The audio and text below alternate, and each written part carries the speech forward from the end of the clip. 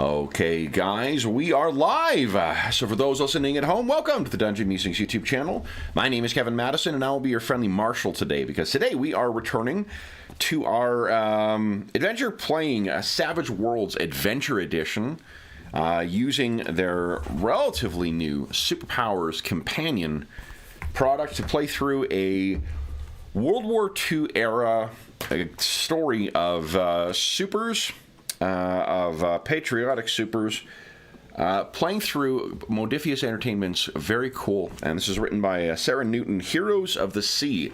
We're making some modifications to it to make it a little more super, but yeah, so if you are intending on playing this, is it a 10-year-old product? Published in, 2012. So if you are planning on playing Heroes of the Sea at some point, just be advised this will contain spoilers for an older product. But let me introduce you to the heroes who will be playing today. I'll go the order I've got you guys on the screen here. Why don't you tell us who you are and who you're playing today. First up is Darren. Hello there, Darren here. Yeah, I'm playing Thomas Halloway, maybe better known as the Angel. Is he? I assume he's a secret identity. It is a secret identity, yes. Yeah, so not many people will know him as the Angel then. And joining him as well is John. Everyone, I'm John, and I'm playing Logan. Will be known later as the Wolverine, Weapon X. But right now, he's just a man filled with rage trying to kill Nazis. Nice. And let's see here, guys. So this is session 2 of our game. What happened last time, guys? Let me bring you over to the... let me grab your tokens first here. The perfect, comic book intro. Yeah. We used to have mandate... I can't remember if it was Stan Lee or if it was Jim Shooter in the 80s, the EIC, the editor-in-chief at Marvel, who mandated that you had to have an intro page on every page of every issue of a Marvel comic, because any Marvel comic could be someone's first Marvel comic, and they wanted to make sure everyone knew exactly what was going on. So this is the yellow box fill-in for... what do you call it? For Marvel. So what? I imagine the intro page was both of them parachuting in with Logan with a lit cigar in his mouth, giving away their position to the Nazis who pointed at them, and were running at him. So our story takes place on May. Oh, what is that? Dang, I forgot to grab a pad of paper. I have Post-its though, so I can make do with those. This takes place in the dark days of May, late May 1940, during what will be known as the evacuation at Dunkirk. Do you guys remember what you were here for, though? We were here to rescue one of our contacts from a little town or hamlet that was down this here. Yes, Mazigan. Undercover agent, I believe. She had some sensitive information that we needed to acquire. Yes. So you guys fought a great deal of Nazis, and finally made your way to Mazigan. And I think I got a map of that too. And in Mazigan, you did find there were, after some asking around, you were able to locate where Agent Angel was hidden away, but all was not well with her. What do you recall finding when you got there? Yeah, she was in a coma of some sort. It seemed that her sort of body was still there, but her essence or a spirit or was elsewhere. Mm-hmm. She seemed to be in some sort of curse or, like I say, some sort of weird coma. Yeah, and I think because of your past experiences, the Angel has a long pedigree of pulp adventures before the outbreak of World War II, and in one of your stranger adventures in the alleys of 30s New York, you came across a yogi who could extend their what they described as their astral form. They could see elsewhere by sending their body out, and that did seem to be similar to the very emaciated position she seems in. So Lord knows how long her spirit has been from her body. Anything else you recall from there? There were 2 letters, I think, leading us towards some weird Nazi experiments happening near a coast or somewhere near there. It Operation sounded Needle? like some sort of submarine, Yeah. I believe. So why don't we do this just to refresh our memories here? Why doesn't Darren? Why don't you give us a read of handout number 1, and then John afterwards you can do handout number 2. Okay. It seems smaller than last time.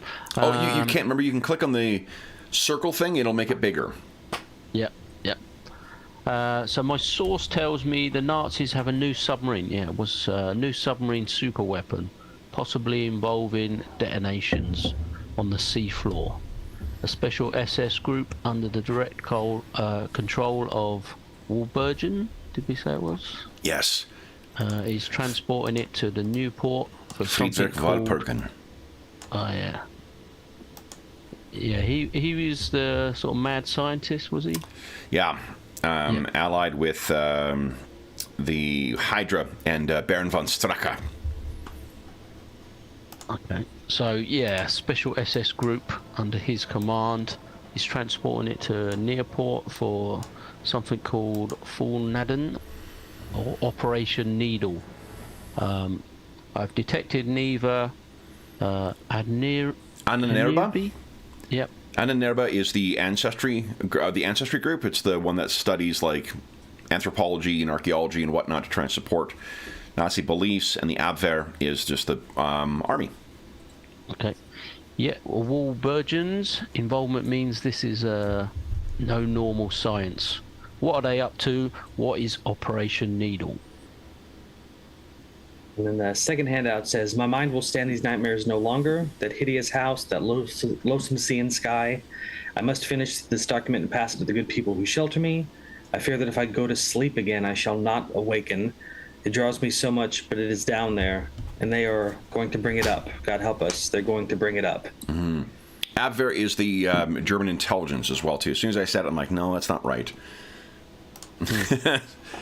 Yes, so and that one seemed most assuredly more desperate, I think. But halfway through, it started to get disjointed and not off straight lines. Yeah. Jeez. So it sounds to me like they're using this submarine to potentially gain access to some sort of creature or something under the sea, maybe. With a name like Operation Needle, I'm figuring maybe they're going to use it to lance something to let something out, which is not a good thing. Yes. Angel, why don't you give us an occult roll, and we'll make it. I think it's just a regular occult roll. Okay, so there you are aware of the legends of Atlantis, obviously, and what is kind of whispered in some, I guess, occultic circles is that there is more to those than just legends, that there are, in fact, people stirring. And you've heard tales of these underwater, and I mean, maybe these are just sailors' tales, but there's stories of people being attacked by underwater humanoids by both on the Axis side and on the what will become the Allies. I'm trying to think, are they allies? Yeah, because they declared war in 1939. So on the Allies side and on the Axis, and the there may be a lot more to the underwater. There may be more substance to an underwater civilization than what than what is commonly known by lay folk. So whether this relates to that lost civilization or not. Can't say, but that is definitely, there's lots of precedent for that in this world. So one other thing you guys managed to do was to convince the 2 Belgian agents that were helping out Agent Angel to try and get her across Allied lines. So right now, on the 27th, I believe, is the current date, the Axis are pushing in from all angles. So, since our last session, I've discovered a terrific podcast called Lions Led by Donkeys. And it's a historian who used to be American Army soldier. And he has a bunch of hosts who are also likewise veterans or currently serving historians or historian-related things. Dunkirk is presented as being like a really catastrophic British loss, but the episode they have on it really suggests it's like the Germans should have, if they had had their shit together, should have been able to just steamroll the British. And it's this is it's important to recognize when the other side loses more than you winning. And this is more a matter of the Germans just fucking things up than it is. But I mean, for the purpose of this, they are crushing in. So the escape to France to the west has been sealed off, and German troops are moving in every angle. Angel has also last session in a great or a very flashy kind of way managed to shoot down a Stuka.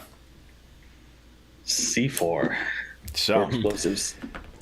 Then, what do you guys make of it? So, you've got that information. The Newport is way up here. And it is, let me see, what's the difference here? Oh, it's about 1 foot per mile. Let me just do this. This will be easy to fix. Yeah, I think there we go, guys. Look at that. Ooh. So that's a good day's jog. 30 miles. Well, the thing is, remember, this is all, some of it's flooded land. There's troops in between. There's hedgerows. There's very difficult passaging. This you're at best probably going to get, I think it's like 4 to 8 miles a day, unless you are flying, and flying is going to draw an awful lot of attention. The Nazis have had plenty of time to set up anti-aircraft or bring forward anti-aircraft stuff too. So, and they're still, while Thomas was successful against one Stuka, there still are plenty of German aircraft in the air. And now let me tell you what the distance is. So, and to give you context as well, one of the things you could do, let's see.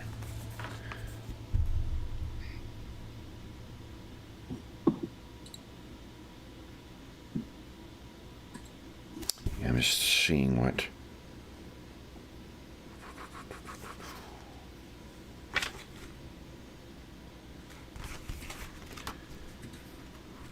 Sorry, I was trying to find I thought it was in the how many kilometers or miles you can move in a day. I thought that was, here we go, movement. Yes, 3 miles a day. 10 in a vehicle. That is just for your average human, though. So you guys do definitely have access to other abilities. So, what is, Thomas, what is your speed when you're flying?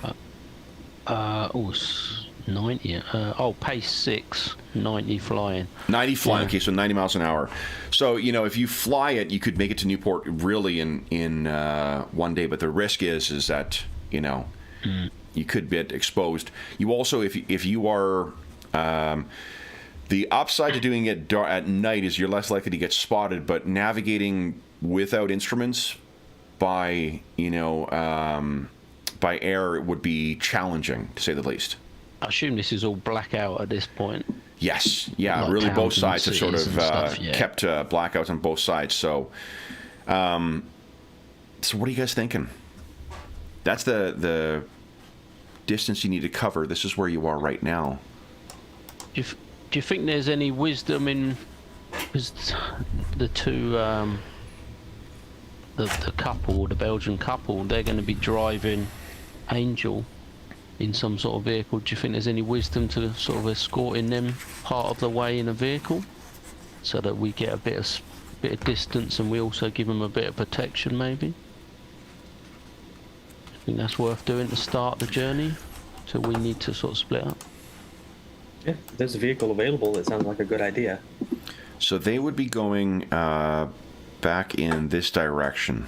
And remember, the unfortunately, the bridge at Mazagan has been blown out. So in order to get there, they'd have to do some double They're going tracking. back that way. Yeah, just because the either the Allies or the Germans took the bridge out already. Yeah. Oh yeah. I thought they were sort of going north and then west. Okay, so that's not an option then. I mean, you could. They're going to have, if that's the direction that they're going to have to take to in order to get back to Allied lines, and you're going to be able to move a lot faster on Allied side than you would on. And you have yet to. That was where you were supposed to parachute down into, and unfortunately things went wrong. So, what's the plan here, guys? It will take you a little extra time to get yourself back to wherever the Allied lines are, and then, zip down to Newport. It's likely that it is behind German lines at this point, if they are already referring to that. So that would mean crossing the lines once again. But we do have to get the information to the Allied forces before we tackle this thing. It's not something we can just That's not true. go on. Why do you think that? I thought the point was to come get this information, right? It was come and collect her. Okay.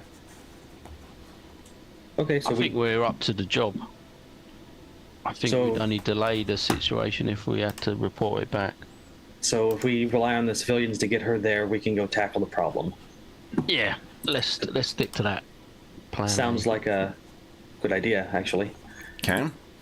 So what is the plan for crossing the 30 miles or so to get to Newport? So it's 3 or 4 miles a day, was it? If you're traveling on foot, yeah. Yeah. See if, maybe you zip, see if you can locate a vehicle we can commandeer, and then we'll, Maybe we can try and find a potential German vehicle or something that we could use, or should we keep close to the roads and the towns and see if we can sort of notice something? yeah. Sounds like a good idea. Just off the side so we can kind of Yeah. duck away if we need to. Close, but within sight. But Okay. yeah. So you know that there was an A-11 Matilda, a British tank, that was ruined in right there. Number 5, yeah. Yeah. And there is material across the river that was left behind. You may be able to find something there. That's all Allied, which means you'd be in an Allied vehicle traveling through enemy lines. You would not be the only ones. With the speed of the advance, there's likely going to be some Allied forces that are caught behind the lines. Alternatively, you can try and keep an eye out for German. Yeah, Trolls. I was thinking to sort of hug the roads as much as possible, within sight of the roads and the towns, and just keep our eyes peeled for commandeering a vehicle of some sort, and just go out on foot until then. Okay. Fly Good back idea. across this little river here, and then And are you guys use the road thinking? network to navigate as well, because that'll hopefully stop us from getting lost. Okay. You have been traveling pretty much all day today. Are you planning on sleeping here tonight and then heading out tomorrow, or are you going to try and push on through the night? I mean, we feel it just as as much as I don't have superhuman stamina to a point, so No, resting would be a that's what good I mean. idea. I think you've had a rough day, ain't you? You could say that. His torn, bullet-ridden shirt, with holes all over it. Yeah, Okay, mostly his own. let's do this. Oh, and do you insist on the two Belgians, the De Smet family? Are you insisting on them going right away, or are they going to leave first thing in the morning as well? Would leave that up to them. Yeah. But They might not want to leave us on our own here.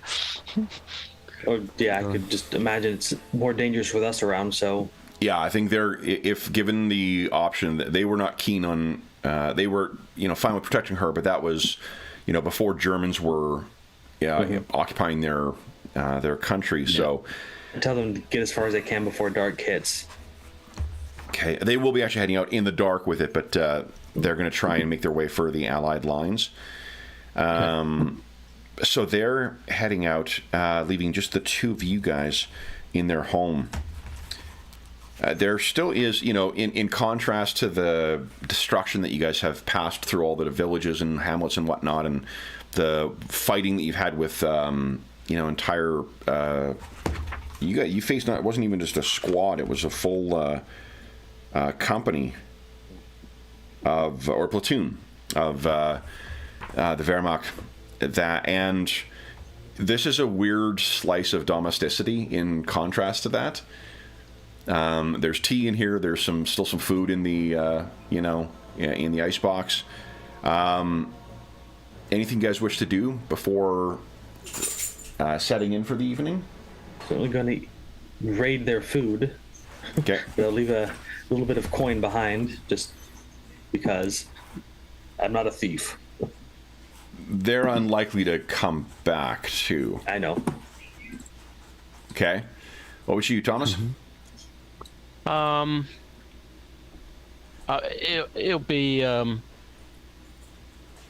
he'll set up somewhere where he's near to a window, not so he's on show, but just so he can more likely to hear anything if anything happens during the night, any sort of disturbance or German sort of movements or anything. Okay. They had like an attic room, right? They have an attic. That's where they were hiding. So what was her name? Remember, she had red hair. Yes. Yes, she did. So it's in your... Actually, no, I got your briefing here, too. Yeah, I think it was in briefing one, was it? I'm thinking the attic would be the safest place for us to sleep, because if they came in the house, they wouldn't find us immediately. We'd hear them. Would you worry about being trapped up there, though? Not with my ability to punch through walls. I mean... Well, yes. It would take a minute. Yeah, like you're not super strong, and you got bone claws. I'll heal. Well, it's not so much that you injuring yourself; it's being able to physically do it. Oh. Brick walls, right? So. Just get a hole and put a grenade in there. There is. Oh, it's a brick wall. Oh, that's different. Yeah. What's the roof made out of? These are old. These aren't modern prefab homes. These are old family things, farmhouses. Agatha Marchand. Agatha, that's right. Yeah. Okay. So then, where do you wish to go? I mean, the attic would be that was where they successfully hit her too. So, what are you thinking, guys? Well, like I say, I want to be on the top floor, but I want to be sort of near a window. I'll probably leave open. Okay. Just so I can hear any sort of movements outside. Is it like a 1-story, 2-story with an attic? One story in the attic will be just the one story, and then there's the top story, and then there's the ground floor. Okay, so there's a middle area we could be in the house. Okay. Yeah. That's where. Let's do that. Let's do that one. And so we're near a window, we could jump out and run. All right.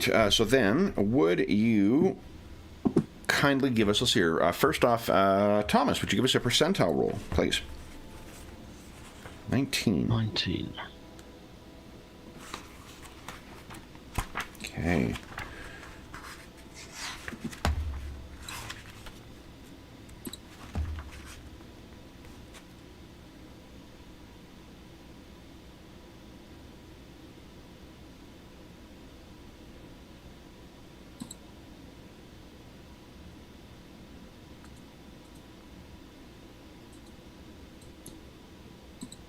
Okay.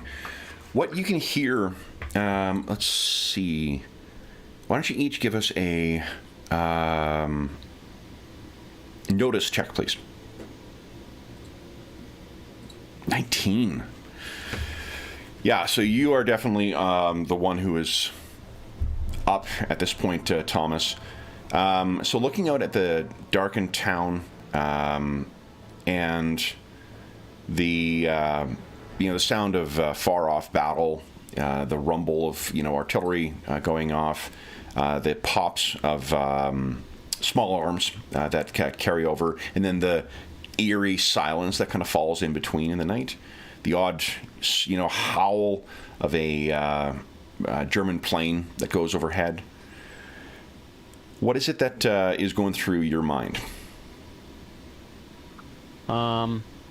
I'm very keen to get on, so it's sort of that nervous tension of trying to get to sleep, but thinking about the next day and not being able to get to sleep. So, he's a bit restless. Okay. Wants to get to Newport, find out what they're up to. So the other, I think you probably, because the weather is quite bad at this point too. So the window's open necessarily, but what you can hear through it is the sound of shouting. And you guys are, I believe, number 6 is where you are. Yep. And what you see is it appears that there is, at first you hear shouting, and then you see lights, people carrying lanterns and one vehicle with its headlights on. They seem to be escorting. There's a group of about 5 people who are escorting. It's probably more than that. It's probably about 10 who are escorting 2 other individuals who have their arms tied. 2 men, young men at that. Like they can't be older than 25. Their arms are tied behind their back. Their faces are swollen up, for you can tell from even this distance that they've taken quite a beating. And with that good of a roll, you can quite easily see that the people who are leading them, while they are dressed in like civilians' clothes, and they are speaking. What is it called? Is it Frisian? Is that the Belgian? It's not French. It's not German. It's Frisian, I think. It's like the Belgian equivalent of Dutch. Of Dutch. Is that right? Sure. My friends, when I was in Scotland in 1 year of undergrad, my friends were all from the Low Countries. They are going to be pissed at me for.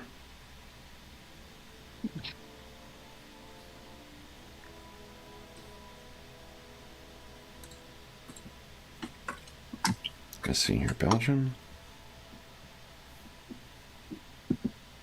Yes. Frisian languages are a closely related group of West Germanic languages spoken by about 500,000 Frisian people who live in the southern fringes of the Northern Sea in the Netherlands and Germany. There we go. Oh, I won't be getting angry Belgian letters anymore. So these are, it sounds to your ear kind of like, it's like funny accented German probably. And you've already succeeded in that. You can pick up enough words from it. It's fairly close to German, so because you'd prep beforehand, what you can hear, the things you can make out are the German word or close to it for traitor and for hanging. And you see that the men who are, or the group of civilians who are escorting them, again, while they are in civilian clothes, they have armbands with the distinctive swastika on it. They have a motley selection of old firearms. These things may date back to the Great War, but they seem to be leading them along the street. And with their arms tied behind their back and the mention of those 2 words, you have a fairly good idea of what the ultimate destiny of these 2 young men is. Hmm. And there was a vehicle as well, did you say? Yeah, civilian vehicle. Okay. So not any sort of heavy armament or anything. I think at this point, so you can picture you're maybe on the top floor, you're in the hallway, at the end of the hallway, looking out a window down at the front street. Logan, you're lying down on one of the, maybe like a bed on the upstairs. You got the door open still. You've heard the commotion outside, but you haven't haven't heard what's being said. So you can certainly ask Angel what's going on outside, if you choose. Gruff. Yep. He's a gruff voice. Raises up and says, "Is this our problem, Angel?" It looks like we've got some local villagers maybe that have joined up to the SS or something that are looks like they're going to hang some local men. They're calling them traitors. Let's talk about hindrances in this game. So one of the neat things about the game is that hindrances, and this actually, I don't think this came up when we played our intro to Savage Worlds for you, Darren. Yeah, I was just looking at them though. So here's the neat thing with the way to think of your hindrances in this game is, actually you can click on them and have them displayed in the chat. Yeah, there you go. The way to think of your hindrances is that they are a justification for fun in the game, in the story. Like they're not, they rarely have a specific game mechanics in it. It's more there to, have your character do something that's going to make complications for everybody else. They're all pretty broad, kind of things like, impulsive or curious or whatever. You don't have to make a dice roll against it. It's just... The way to think of it is this is how to sort of give the entry into fun complications happening. Yeah, I saw them as a driving sort of factor and almost a bit of an alignment, some of them, almost. Because I've got heroics, so... Most definitely. I can't see him sort of sitting by and watching this take place. So, yeah, I was just looking at that myself. The only reason I asked if it was our problem is because I wasn't up and looking out the window, so I'm not... Yeah. Oh, no, I realize that. And this is where the tension between the two can be really... That can be, again, this is part of the source of the fun and the drama in the game. The hindrances are supposed to play broadly for that. So, Logan, his ruthless perspective might be that, like, this is not part of the job. Yeah, and he understands that things happen and need to happen, but otherwise he is heroic still. So yeah, just like when with the random encounter with the group of people after that bridge incident, that was gonna. Whew. Yeah. So what do you guys think? They're leading them down in the direction of the. So in summary, they're like enemy recruits that are going to go hang two people. There's about 10 locals who seem to ally themselves with the Nazis.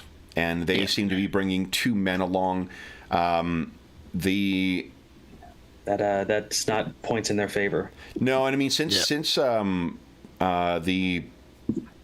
Poland was invaded last year, the sort of writing on the wall and Germany's intentions have been clear. So there have been many allies among here, but as much as there are allies allies within the Low Countries who, throw their lot in with France and England, there are also those who throw their lot in with Germany. How long have we been mapping for when this happens? This is about maybe 3 hours. That's enough catnap. I say we do something about this. Do you think we should try and surround them almost, or come from 2 different directions, catch them by surprise, maybe prefer to put the fear of God in them, but instead of spilling blood. But if it comes to it, at this point, I imagine he's up at the window looking down too. Looks like they didn't spare those 2 any mercy. Let's do this, guys. Give me a second here. I'll make this a little bigger. We can actually use this as a map to set where you guys roughly are. Let's see here. Let's do this. There we go. And do that.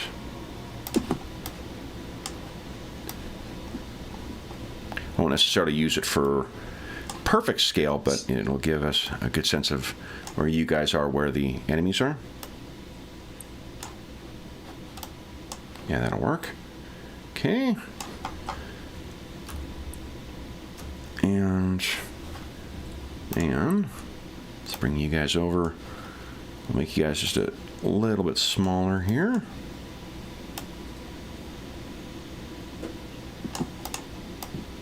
There we go. Logan, Thomas, and let's put the other guys and their vehicle in here.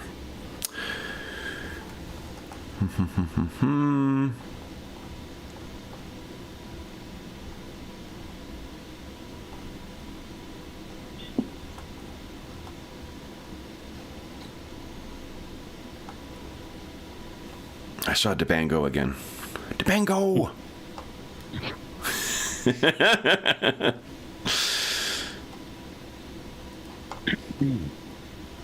He's not a superhero, though, is he? Debango is not a superhero. Not yet. You know, I'll use my generic tough guy illustration. Where is he? There he is.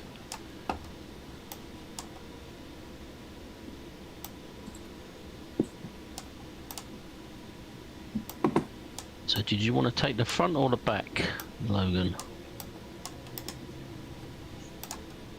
The back sounds like my ideal position.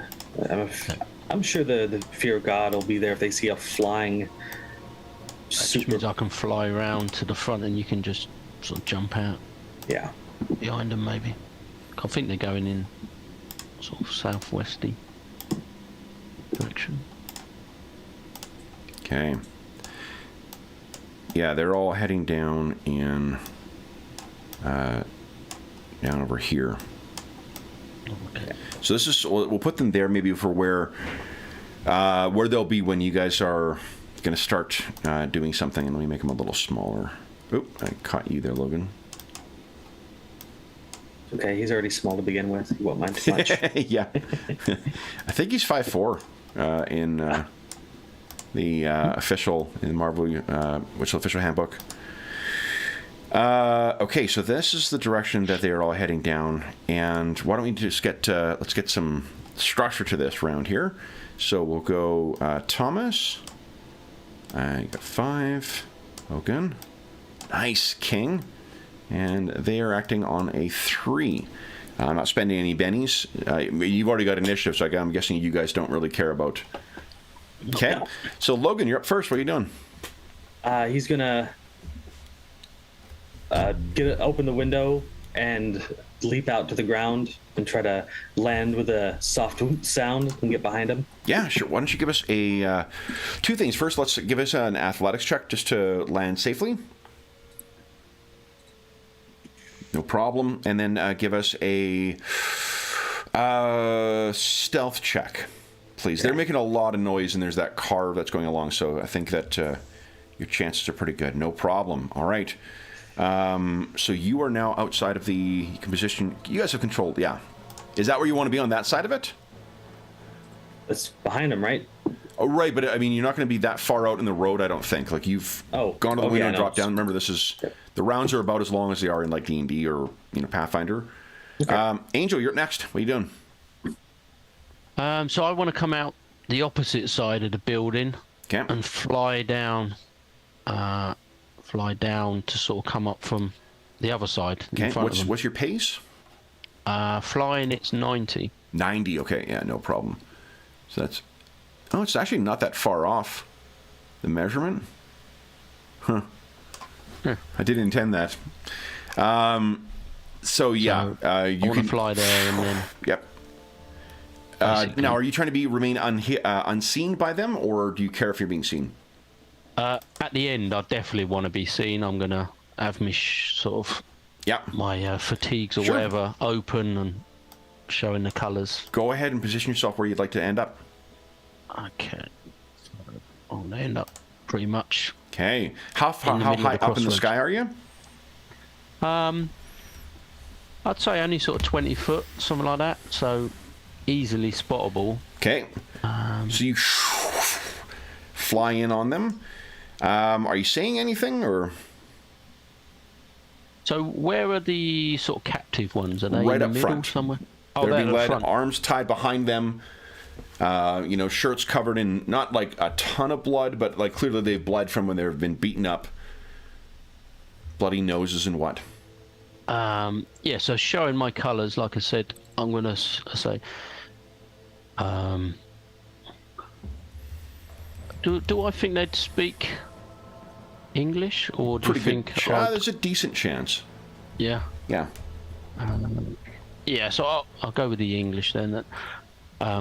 You have your languages. I think you spent last time your jack of all trades. German. Yeah, you set up to be languages, so you could make a languages roll.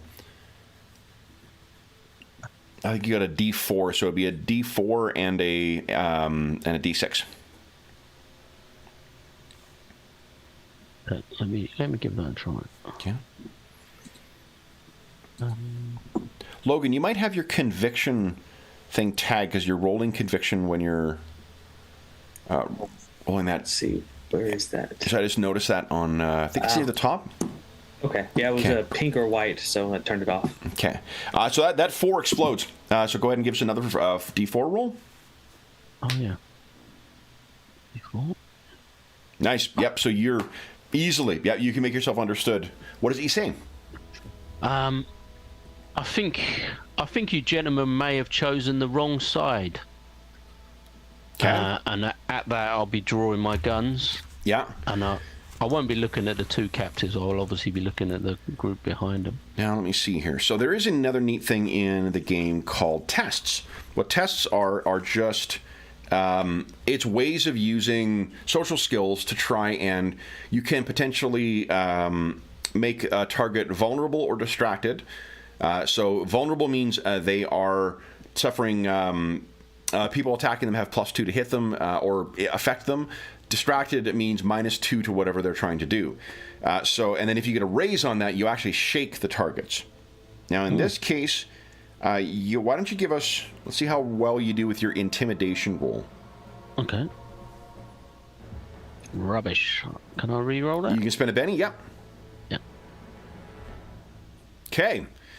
So then, do you wish them to be distracted, -2 to their actions, or vulnerable, +2 to actions against them? I think distracted to start with. Yeah. Okay. So they are, they all sort of look at one another. Then on their turn, I think half of them will have enough of a nerve to try and shoot at you. Yep. Now, these are... Mistake, Bob. Let's see here. These are not by any means marksmen. So I think. And they are distracted as well. So I've got 1, 2, 3, 4, 5. There we go. And I've got dodge 4 as well, I think. Dodge 4 as well. So they're going to suffer -6. I need a 10 to even hit you. I have 1 exploding dice, which is a 7. So they all sort of... and these are like bolt action, World War I era firing up at you. It is, excuse me, completely ineffective. You are as well dramatically silhouetted by the light of their, either hand torches or the car against the backdrop of that building, your cape of mercury billowing behind you. And that is the end of round 1. I was going to say, I want to do that superhero thing where they just move slightly and then just end up in exactly the same place as if they'd hardly even moved. Sounds good. All right, so we got an 8 for you. We got an 8 for Logan, and for them, Jack of Diamonds. Anyone want to spend... First off, everyone gets a Benny. And then, anyone want to spend a Benny, get a new card? Yes. Okay. There you go, King of Hearts. How about you, Angel? No, I'm going to go with that because I'm going to hold their distraction at the front while Logan jumps in. So, Logan, you're up first. What are you doing? Okay, can I clear the distance to attack the ones that shot at him? Yeah, you would have to... I think if you want to get in the midst of them, you'd have to run. Okay. right? Because hold on, your movement is a 6, isn't it? Correct. So that's 12 meters. So you can really get there with just without having to run. Okay, so he'll run in, shouting, "You should have listened to him, bub." Okay. And then he'll just do a sweep with his claws. Okay. So it would be minus 2 to your attack roll. Boom claws, -2. Okay. You want to bet me that? I do, yes. Okay. Try that again. Come on. Oh my roll. god. So that is unfortunately a miss. Well, didn't really want to hurt Okay. them, but You definitely have their attention now. Next up is them. Okay, so let's see here. You did say you went in with the ones with the guns, so they're going to turn and turn their ire on you, Logan. So I got 4 shooting you. They are much easier to hit. Now, you don't have dodge, so Nope. I just need a, gosh, I guess like a 2 to hit you. jeez. That's 1 hit with a raise. 1, 2, 3. I got 3 hits, and 2 with a raise. Now, damage. 2 with the raise. Yeesh. Okay. So a raise just means I'm rolling an extra. I get to roll a wild dice, or an extra dice for damage. Yeah. With my toughness, that's not good. No. I don't remember it being so. Okay, so these are the first 2 hits without raise. 3 is terrible. 10. Yep. Does that shake you? It does. It exceeds my toughness by 2. Okay, so you're shaken, and then I've got 1 that also has. He's going to try not to go into a rage or berserk after getting hit. Okay, yeah. So give us a roll is smarts. Yeah, smarts without penalty, I think, right? Yeah. Okay, Yep. so he's not. All right, and then this is the final one. 16. I'm going to soak that. Oh, yeah, right. So 16, you have to spend a Benny and give us a vigor check. Vigor. What is your toughness? Is an 8 right now, right? Yes. Okay. So that's 2 wounds. So you're going to suffer 2 wounds. Okay. Oh, no, sorry, hold on. Because you're already shaken, you suffer 3 wounds. Okay. Okay. And we'll go. He's going to fail his berserk roll now. Okay. Does I'm just your gonna- new skill soak up any of them wounds? I can ignore 2 wounds while I'm raging now. Oh, okay. So I'll just set it to 1 for penalties. Okay. Then. But I'm get another wound because I'm down then. I think it's probably better to put the actual wounds in, Okay. and then apply the +2 because you got the modifier prompting anyway. Okay. Because you're going to regenerate this. I think it's easier to do that than trying to keep track of how many wounds you got in your head. Okay, then and then the others. 2 of them are grabbing. Going to run forward and grab the prisoners and use them as human shields, and then 4 are going to shoot at you, Angel. Not a single one of them has a chance of hitting you. Angel, you're up. What are you doing? Yeah, you really shouldn't have done that. And I'm going to start shooting. So I'm going to shoot towards the ones where Logan is. Okay. Try and take a bit of heat off of him. So I'll shoot both guns. Yeah, that's a hit with a raise. Go ahead and roll Jeez. damage from that one. Okay, and there. Ooh, I think that's enough to take him down. Double check here.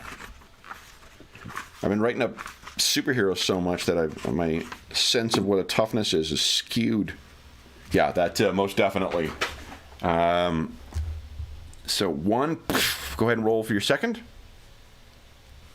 Also hit with a raise. Holy shit, 23. That's 3 6s in a row you rolled for that second one. Holy hell. And then, yeah, 2 of them are down. That is unless you could move up to your pace as well if you want to reorient yourself.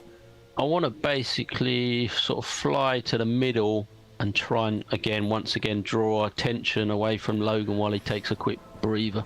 Okay. As much then as possible. let's see here. Thomas, 9 or 10. Logan, ace, and I'm a 6. Now I can't beat an ace, I don't think. Let's spend a Benny and just live large here. See if I can beat that 5 though, or that 10. Jack, I can. Angel, you want to spend a Benny to get a new card? Am I on? I'll give it one go. Yep. Okay. 10. And in this, you take the better of the 2 as well. Rerolls, you always take better of the 2. Cards, you take the better of the lot. So that I'll actually is. Yeah, spades is better because it goes reverse alphabetical. Yeah. Okay. Unfortunately, not better than a jack. But Logan, you're up first, and you are berserk. Gotcha. I need to adjust my strength up because I forgot to do that. Okay. Okay, there we go. And you have to wild attack, so you'll get +2 to hit. Yes. So I'm going to try to unshake because I got shaken. Oh, yes. Yep. And offset the wound penalty. Okay, you are unshaken. Yep. Okay. And then do a healing factor. Yep. Don't know if wounds apply to this one. Does it? Heal 1 wound. Okay, shoot down a 2. I'm no longer penalized. And so, yeah, I imagine he gets riddled with bullets, and then he just spits one out that hit him in the chest. He's like, you missed my heart. Okay. And then he runs into the last 2 with the guns next to him, and he tries to do a frenzy swipe. Okay. So go ahead and make your first attack. And Frenzy, just one thing I didn't clarify last time is it's not 2 attacks with a wild dice. It's just you roll an extra dice. So we count on your second attack only the skill dice, not the wild dice. Okay. Okay. So go ahead and make your first attack. And I get a +2. Yeah. That is a hit. Jeez, not he's a rolling raise. low tonight. Okay. And then go ahead and roll 1 more. 1 more. Okay. It's a miss on the wild dice, so you'll have to hit with the...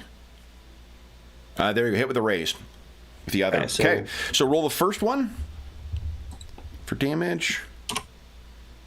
This is without a raise. Yeah.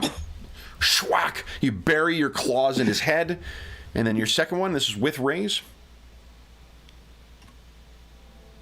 Okay. You just hit reroll damage if you like. 17, and then the other guy is down. He just growls. Do you wish to try and recover from Berserk? You stay in Berserk. Yeah, he'll try and shake himself out of it. Okay, so smart's at -2. -2. Nope. Okay. All right. Then it is their turn. These 2 are putting their guns to the prisoners and are threatening to shoot them if you don't surrender. These ones are terrified and are going to try and shoot. I think Logan, unfortunately, has everyone's attention right now. Yeah. So you are definitely a sight to see, Angel. I mean, it's not every day you see a flying American, but the screeching, bleeding, monster is probably the one that's drawing everyone's attention. It's all right. He draws more attention. I can handle it. I only get 2 hits, though. 1 is a potential raise, so 1 is a raise. So let's see here. So first shot, this is with the raise. 10, which is I think just enough to shake you. Okay. Okay. Shaken. And then the second one, this is a hit with a raise. 18 though. Soak that one. I'll try and soak that one. Yeah. Good call. And I double checked. One of the rules for the superheroes is you're never soaking more than 4. So if I roll more than 4 wounds, you're always only soaking 4. Nice. So that is you'll soak 1, 2, 3 down. So you're taking 1 more wound. So you are shaken and you have suffered 1 more wound. Nicely done. And yet that would have cost you a Benny to soak. Yeah. Okay. Then it is Angel's turn. What are you doing? He's a bit worried about the prisoners, although Logan is getting obviously smashed up. Take away their leverage. I feel like he's gonna back himself to take these guys down, and he's gonna try that classic shot where he shoots the guy holding the gun at someone's head by just putting a bullet straight through his head. Yeah. So I'm just going to treat them as if they have cover.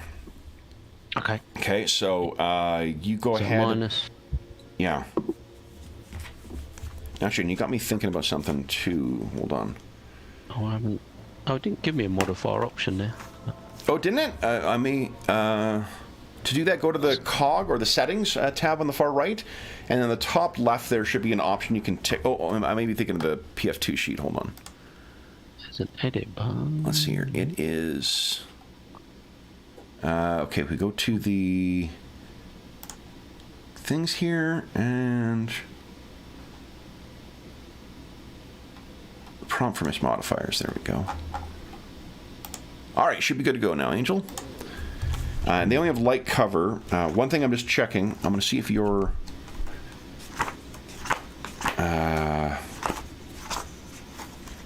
two-gun kid works like Frenzy, where it's an extra dice you roll, not an extra attack.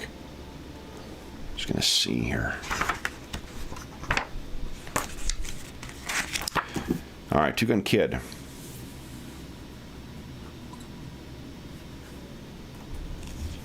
Like two-fisted. Separate action. So yeah, you get the wild dice on both from that. Okay. Perfect. All right, so that is a hit with the first one. Go ahead and roll damage. Hit not a... Wow. Okay, and then your second one, it'll be a -2. Let me put it in. I'd forgotten that Berserk increases his toughness by 2. Oh, nice. So keep that in mind. Okay. That is just barely a hit, but that's just barely is what counts with this. Go ahead and roll damage. 14. Yep. All right. So you look over and those Cult Peacemakers thunder away once again, and they are down. Anything else you wish to do? I'm going to just land, basically, so I'm between the bad guys and the prisoners. You got it.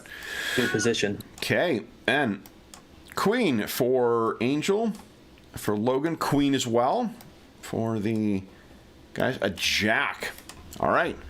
I'm not spending any bennies, and I'm guessing you guys aren't because you're going first. So, Logan, you're up first. Unshake first, I guess. Yes. Okay. Okay, 2, because I can't unshake. I have no bennies. All right. Does he still try to heal? I'm gonna double check. I actually don't know. It says a limited free action, so if I can't act. So limited free action is a new mechanic that was introduced in the Superpower Companion. Let's see if you can take it while you're shaking. Limited just means you can only do it once on your turn.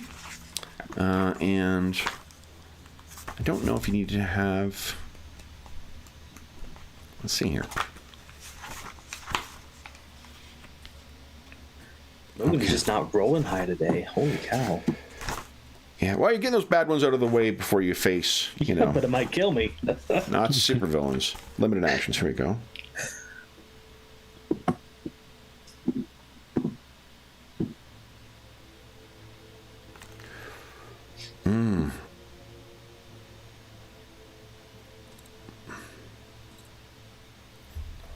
Okay.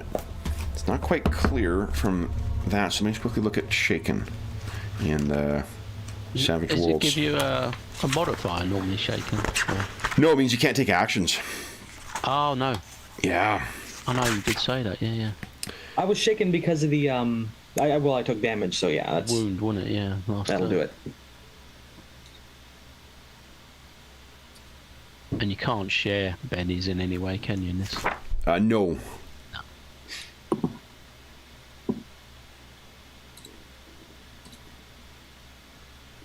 Okay, so some free actions occur automatically at the beginning of your turn and may only be tried once, such as recovering from being shaken or stunned. So that's a free action. Let me just read regeneration. Okay.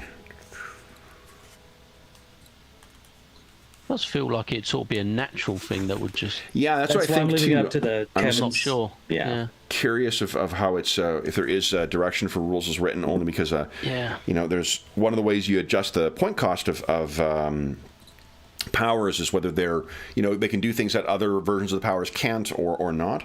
I think it's a limited free action. I think it's going to work automatically. So why don't you give us a healing roll anyway? Cool.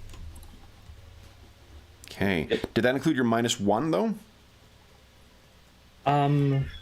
Because you would suffer your wound penalty on that as well. It did not. Okay, so but that is still a success. A 4 is still a success because you've only got 1 wound penalty right now, right? Correct. Okay. Wait, did you recover from being berserk?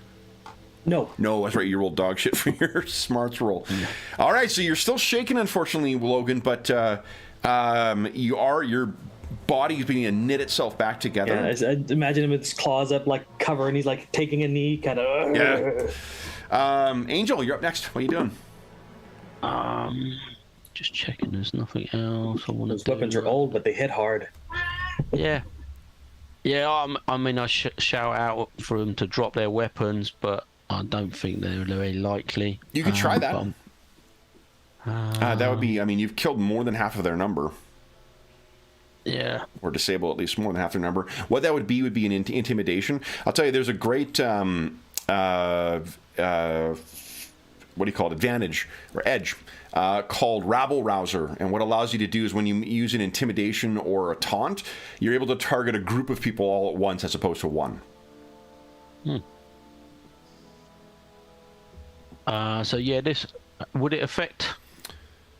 This would only affect one of them then potentially. It would only affect one for now, unless you got like a really good raise. Yeah. Yeah, it's just I'm seeing Logan in bad shape, and if they don't lay down, because no, he's gonna have to shoot. I mean, he's gonna say it, but he's still gonna shoot. Okay, go ahead and make your.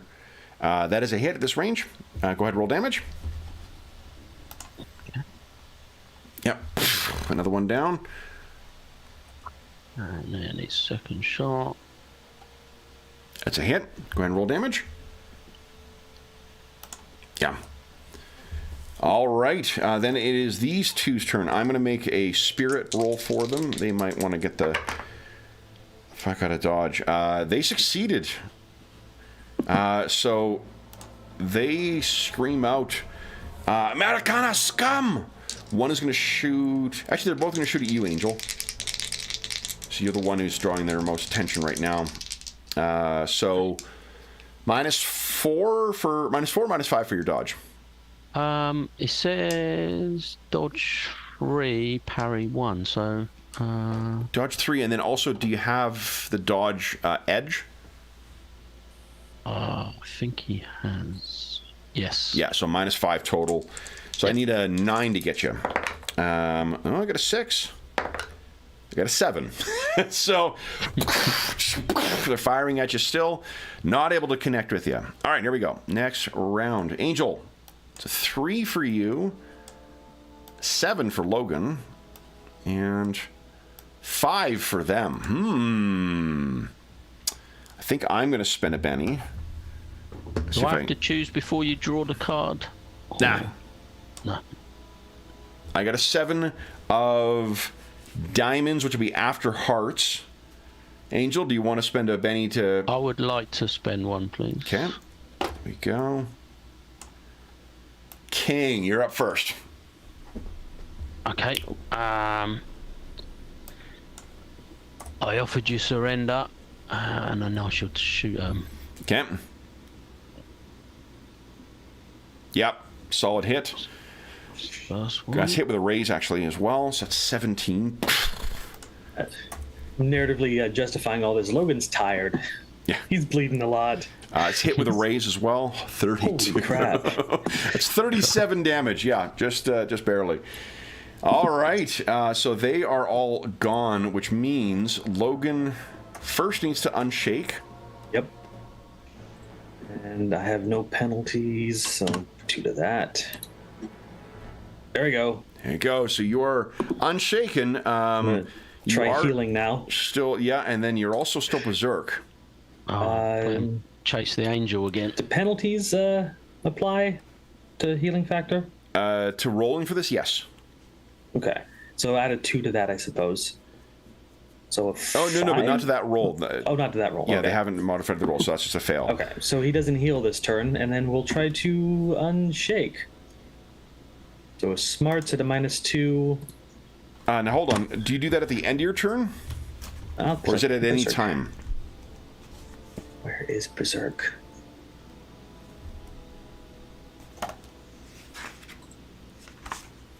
There it is. Okay. She can voluntarily fail this. Let's see.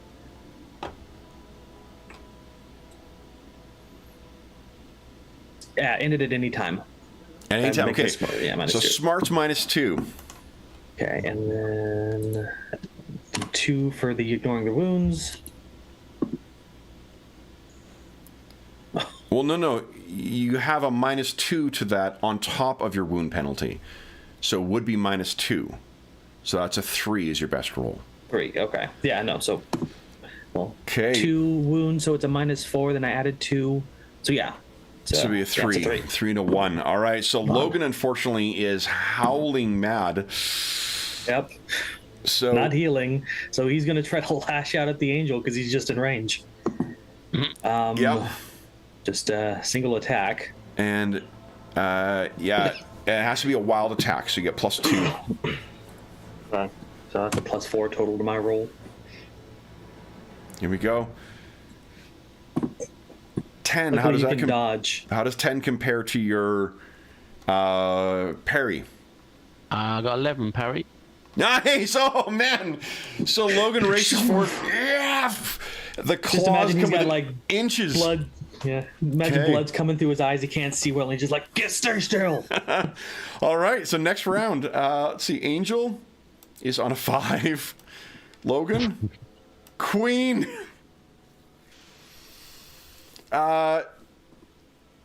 I think everyone gets a Benny now because that was pretty crazy. Would anyone like to spend a Benny to get a new I card? don't think I'm going to beat that. I think I might need them as well. Now, one of the things that can happen is if you spend a Benny and get a card, remember, you can choose which one to use. So if Logan drew a worse card, he could, in theory, choose to use the worse card than the better card. Oh, okay. Yeah. Yeah, but I think I'm going to need my bennies later on because I'm squishy. No, I'm not going to spend a benny. Sorry, Okay. man. Angel? No. Okay. Okay, let's see if I can heal and get out of this. Okay. Whoa, boy. Oh. Healing factor. All right, there's one Okay, heal. there you go. So you've healed 1. And Okay. then go ahead and give us a smarts at -2. Okay. Or smarts with no modifier, sorry, because no, smarts at -1. One. That should give us the appropriate So it'll roll. be a net +1 then. No, right? net -1. Okay. Just because it's going to apply 1 wound automatically, we got to ignore one of them. Oh. No, because look, you ignore the 1 wound. If you put -1 in, that's a net -2. Okay. Because Yeah, you're you're right, ignoring the okay. wound penalty, but you also have the -2. Okay. So. Okay. But that's a success though. Even Okay, with so the he- -2. So he raises up his claws, and is it just his wounds heal enough just to see what he's about? He's like, not you, Yeah. and sheathes his claws. Okay. Schwuck. And they're back in. Angel, what do you do? I give a sigh of relief, firstly. And then I look round to see if these guys are still there or have they long gone. I think they're standing there stunned. They're shocked Okay. at what's happened. Yeah, so I'll go over to them. And say, One of them kind of sputters out, what's happened? Americana? And I nod, and my sort of broken German or whatever And the say, other "What one, happened?" you can hear the other one looks at it and says, I thought the Americans weren't in this. And they say they are. The Americans will fight Hitler. We'll be here when needed. We're on our way. So, Logan, you can assume that you're kind of cracking your neck as you walk over. You'll heal that last wound. With a swipe of your claws, you can get rid of the... After just almost frenzying, I'm not going to try to scare them anymore. So he'll just pull out his knife and cut him free. Okay. Do you have a knife? What guy doesn't have a knife? Guy with claws. Yeah, a guy with fucking bone claws.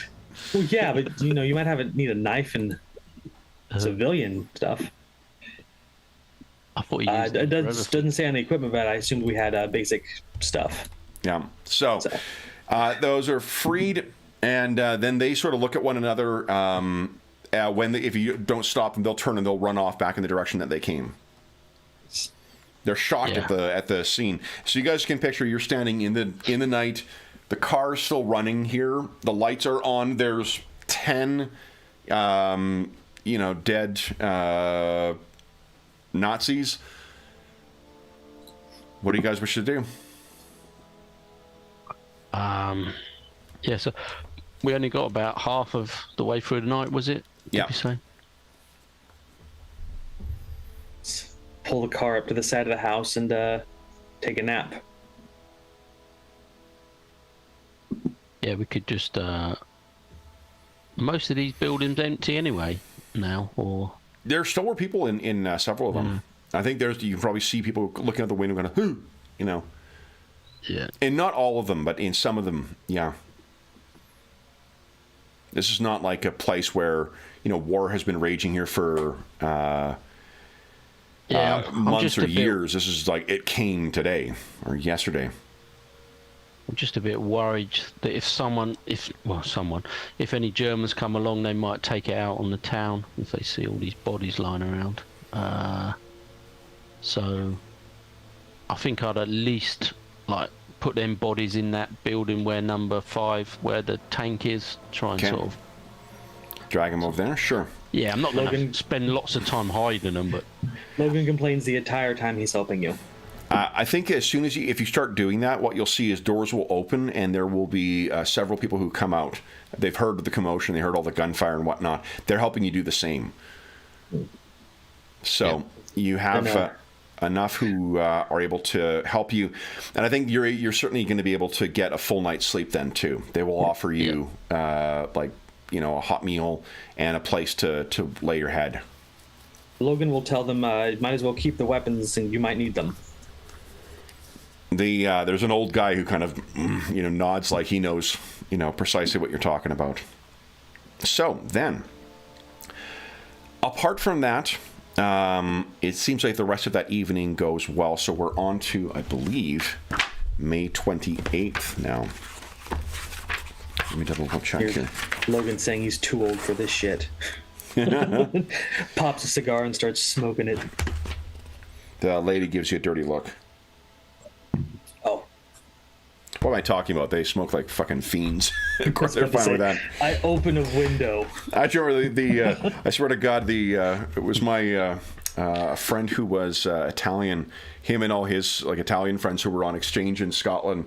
We went to their party and it was French and Italians and Dutch. And I don't think I've ever had to wash clothes as much to get the smell of cigarettes out than that one fucking party. Mm. It lingers. Tiny room as well too. I mean, that didn't help, but. I don't think Logan has a problem. He goes through clothes so quickly that it never gets a chance to stick. Yeah, true. That is true. All right. So I think you also provided some fresh clothes then too. That's a good point, Logan.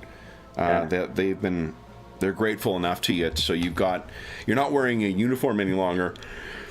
He's going to try to, see if they'll get the jacket at least in some kind of serviceable manner so we can keep it. But like the inner clothes are just ruined, probably. Yeah, I don't think. I mean, you can keep it still, but I mean, you've been shot a lot of times already. Yeah, because he wants to make sure he still has colors on him so that allies can tell who he is.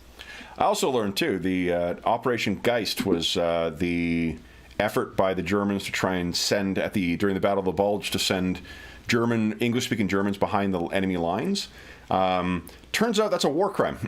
If you try and go behind enemy lines in what do you call it? So without color of your army, that counts as sabotage. You're not afforded any of the protections of the law. So, what do you call it? Rules of war. So, yeah, you guys are technically not committing war crimes, but you will not be protected by the Geneva Convention if you're caught. Angel, are you wearing? Are you going to keep colors on as well too, or are you going to disguise yourself as a civilian? Well, I tend to have something over the top, so I can sort of decide when I want to reveal colours and when I want to keep a bit more low key. And what I'm asking is the thing over the top. I'm assuming you got your costume with you, but are you wearing your military fatigues, like what you would have been trying to get to these people wearing, or I was up to now, yeah. Because you keep that on as well, or you could switch over to some civilian clothing, like what Logan is. What do you think?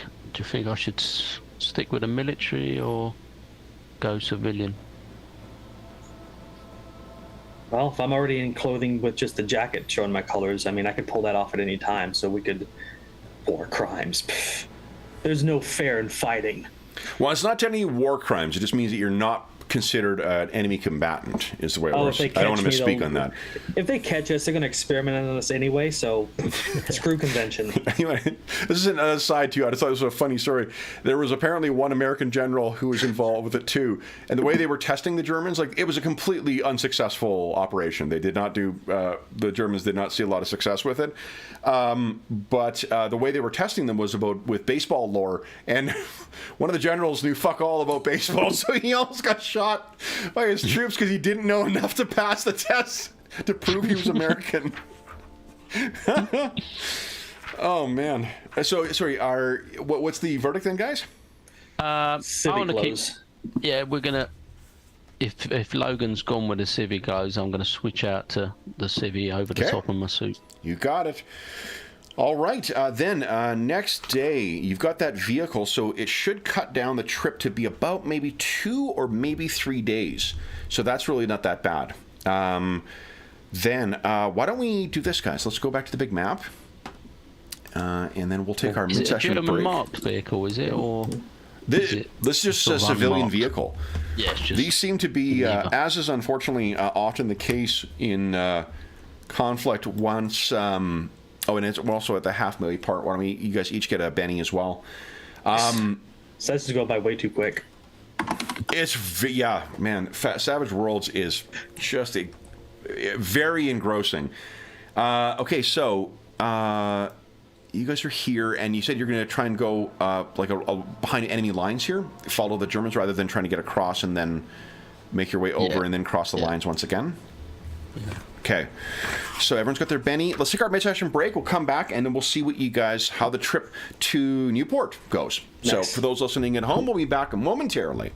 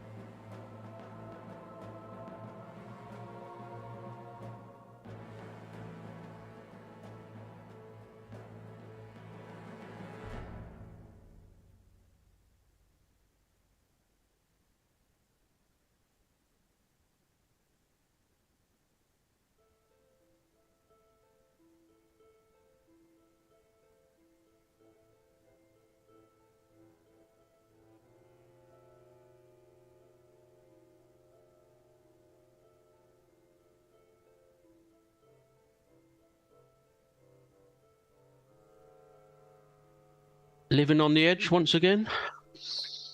Always. That's Logan's whole stick. Even if he goes down, I think his healing factor will bring him back up in the next season. So, and canonically, he survives. So, I just like Logan's. He's one of my favorite characters. Just hands down.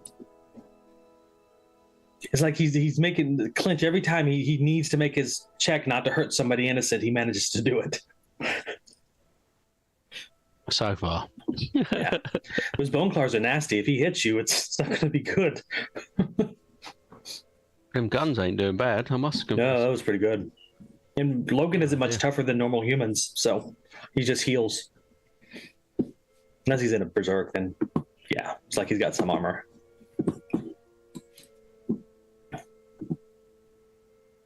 Yeah, hopefully I'm not going to have to put that to the test. This ignoring wounds thing is throwing off my math. It's like a THACO for AD&D again. Plusing a negative and ignoring that. And quiet cat. He's complaining that he has not been fed. Is it justified? Well, it's an hour past his normal feeding time, so.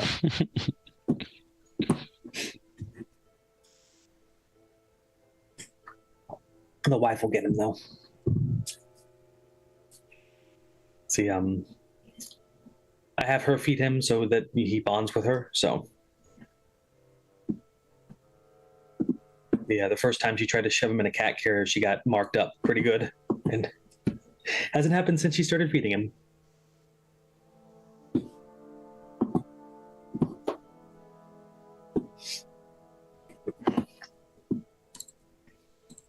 Wow. 2 to 3 days to get there, man. It's gonna be. That's not too bad. That's quite a few random encounters, though. Well, I think the first trip we came down here felt like it was only in a single day, but I think it had been longer because we traveled quite a distance. Yeah, we weren't as far north as. So we got to go like 35 miles. Yeah, we landed right about over here. Oh, and then we went cross country all the way over here. More... Okay. What was a bit closer?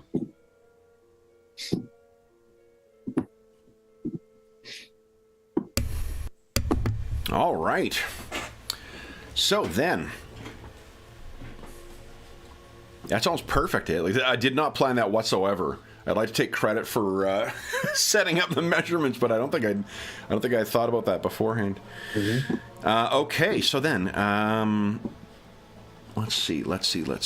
So from Mazakin, can't go across there, so you have to go at least a little ways downriver before you can cross. And that would give you to about there for your first day. Okay, so it's day 1. It's about day 2. So it'll take you about 3 days to get there. Gosh, let's see how far the... And we were talking about last session how we landed somewhere up here, and then we made it all the way down here. So it had to take over a couple days to get there. We just glossed over it. I think you guys made use of your flying, though, didn't you? Oh, no, we didn't. Did follow you? No. I think the only time he flew was to get me over the river. And traveling. You didn't take any vehicles, did you? We did initially, yes. Yeah, we did. Yeah, that's one of the things that would have covered. Got about here, and then we cross-countryed it all the way. Okay, so, let's see here.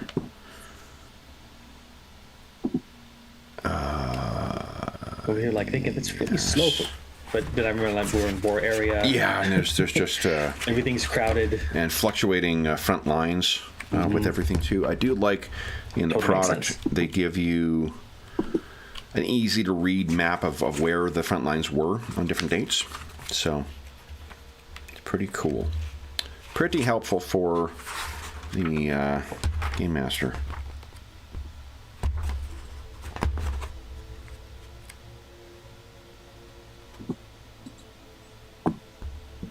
I love it. They have I don't know if this is an actual propaganda piece, but it's a propaganda piece posted in French and English by the Germans saying, look at this map. It gives you your true situation. Your troops are entirely surrounded. Stop fighting. Put down your arms. Never. Yeah. Okay. Sorry, I'm trying to find the map with my Game Master's note. Here it is. Here it is. Okay, so we're on the 28th of May. Historically, the evacuation is on, I think, is it June 1st? We're cutting it close. Yeah. Let's see here. I mean, the evacuation takes place over a couple of days, I believe, but let's see.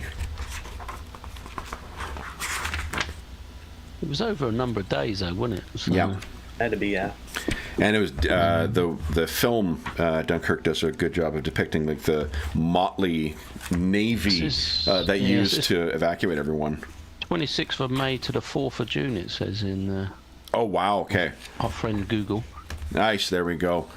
I was checking. My birthday's on the 1st, and I don't remember ever hearing anything about. You know, how it is on your birthday. You'll find out what celebrity has your birthday or what things happened. I don't remember ever hearing about Dunkirk before it, so did not think it stood out. All right, so then this will involve a good. So it's for sure 8 hours. Do you want to? Let's see how your first couple of hours of travel go. So. Who rolled our last encounter? Was that Thomas? Darren did. Yeah, so Me, John, yeah. would you give us a percentile roll, please? Yeah, with a platoon. 8. Okay.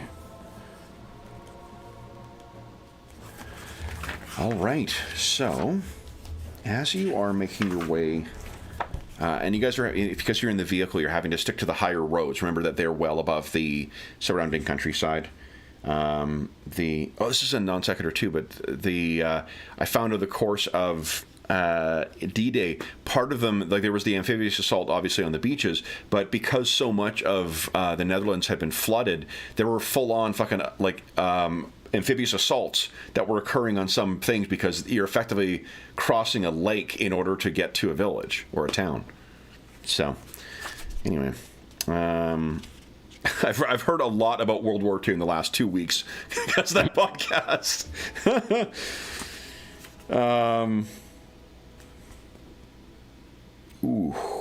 So what you find as you're traveling along is you see there is a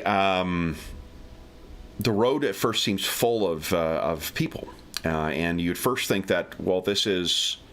You know, is it German troops that are being moved along?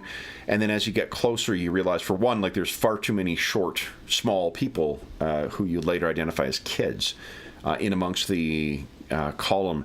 This is a refugee column. People who are slowly making their way towards the Allied front lines, trying to get away from the Third Reich. And it's as sad a picture as you could imagine. They've got people with all their, some people with all their earthly belongings, piled onto a vehicle. Some people who have nothing but what they can carry. Some only their kids, not even a suitcase or whatever. And then let's see here, Thomas, would you give us a percentile roll, please? Okay. As you're seeing this, I guess first off, like what you're going to have to slow well down and like barely move as the thing goes around you. They're not asking anything of you. They're just sort of shambling. They see you both as civilians as well. So you may meet the eyes of a couple of them, and they have that haunted look of someone who's been driven from their home, but they're not otherwise asking much of you. Are they going in the opposite direction of opposite us? direction from you. Yeah, you can picture you're going along. They're streaming around you as as you're trying to go north. Maybe we should tell them to head to the beach for evacuation. I actually don't know if they're evacuating civilians. Dunkirk is a military evacuation. I don't even know.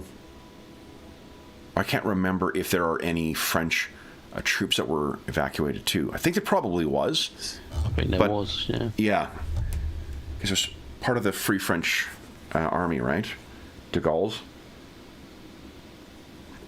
I guess it's still not the Free French army. France hasn't been invaded yet at this time. So maybe this is what you guys are talking about. Like, do we tell them to go there? Because I mean, at this point, you're not necessarily who knows what they're doing. This is sort of a frantic, evacuation. Logan grits his teeth and the only thing we can really do is win this war. At this point, there's only two of us. Would you each give us a notice check, please? Okay. Do that first.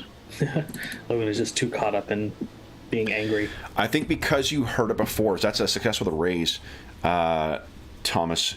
You can hear that sound of an approaching Stuka. You sort of look outside the car and you look up, and this thing turns and angles, and it is coming. It looks like it's trying to get a line on this column. Logan, have you still got that C4? I've used mine, but he reaches over, pulls out his last grenade, and hands it to Thomas. Take out its engine. And I just take it and just as if, Okay. See, which of you is driving right now, by the way? Logan, I have driving as a skill. Okay. Yeah, so you step out and phew, and the column as one kind of like, whoa, and they see you, woof, your cape billowing behind you as you're going up. So let's set a Stuka up here. I think I loaded an illustration of that, didn't I, or a photo? I had one before, I'm sure. Yeah, I'm certain he's up here somewhere. Let's see.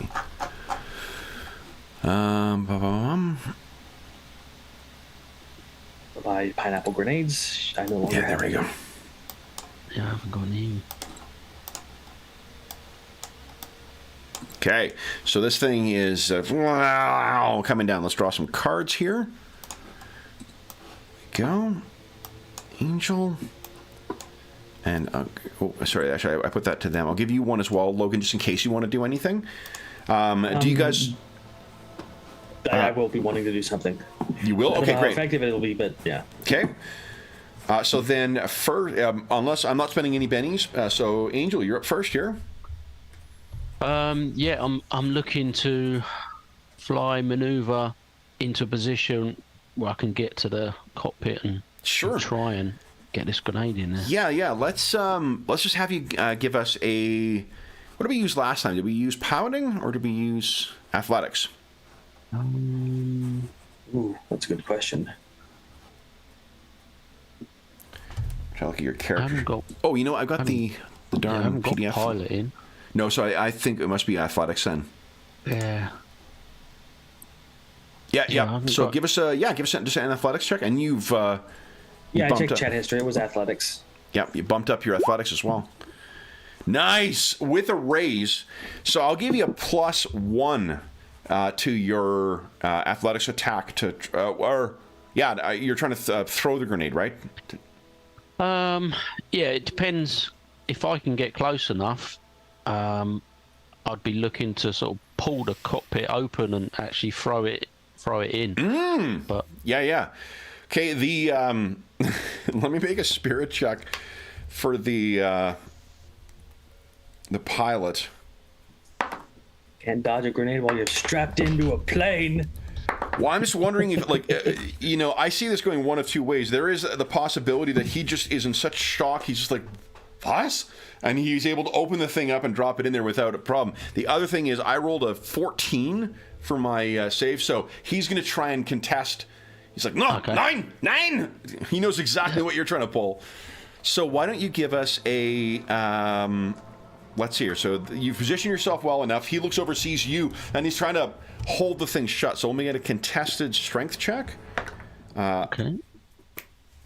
I did not roll. I should actually spend a Benny to... Should I? No, I'm going to keep a Benny. I don't need that. You definitely spend a Benny there, Angel. Yeah, I'm gonna. Okay. That's terrible. Yes. There you go. So you pull it open and you drop it inside.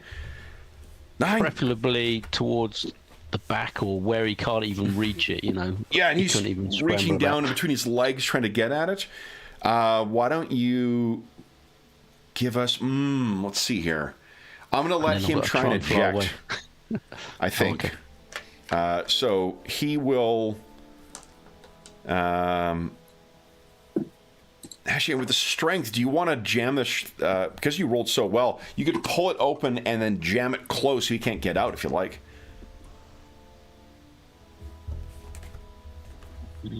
This is going to play on his... One less Nazi fighter pilot.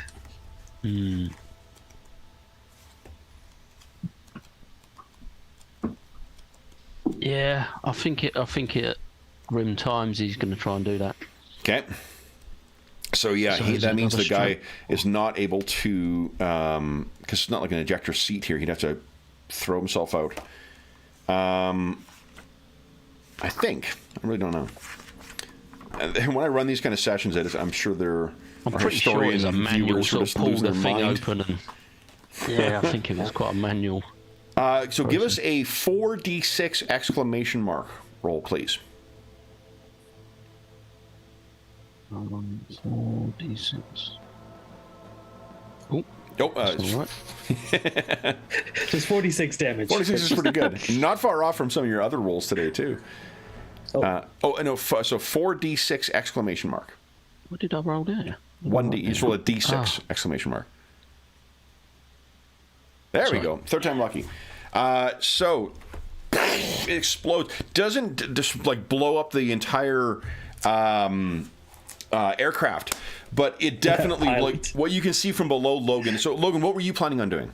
So he's basically, he had parked the car and now he's coming out of the driver's seat with a cigar unlit in his mouth and his Tommy gun, just about ready to blast it as it's coming close. Hold on. You're assuming you've been able to do. He just zipped out of the car. What it sounds like you're doing is pulling the car over to the side. Yeah. Okay. Yeah, like that all sounds great, but you skipped a couple of steps there. Okay.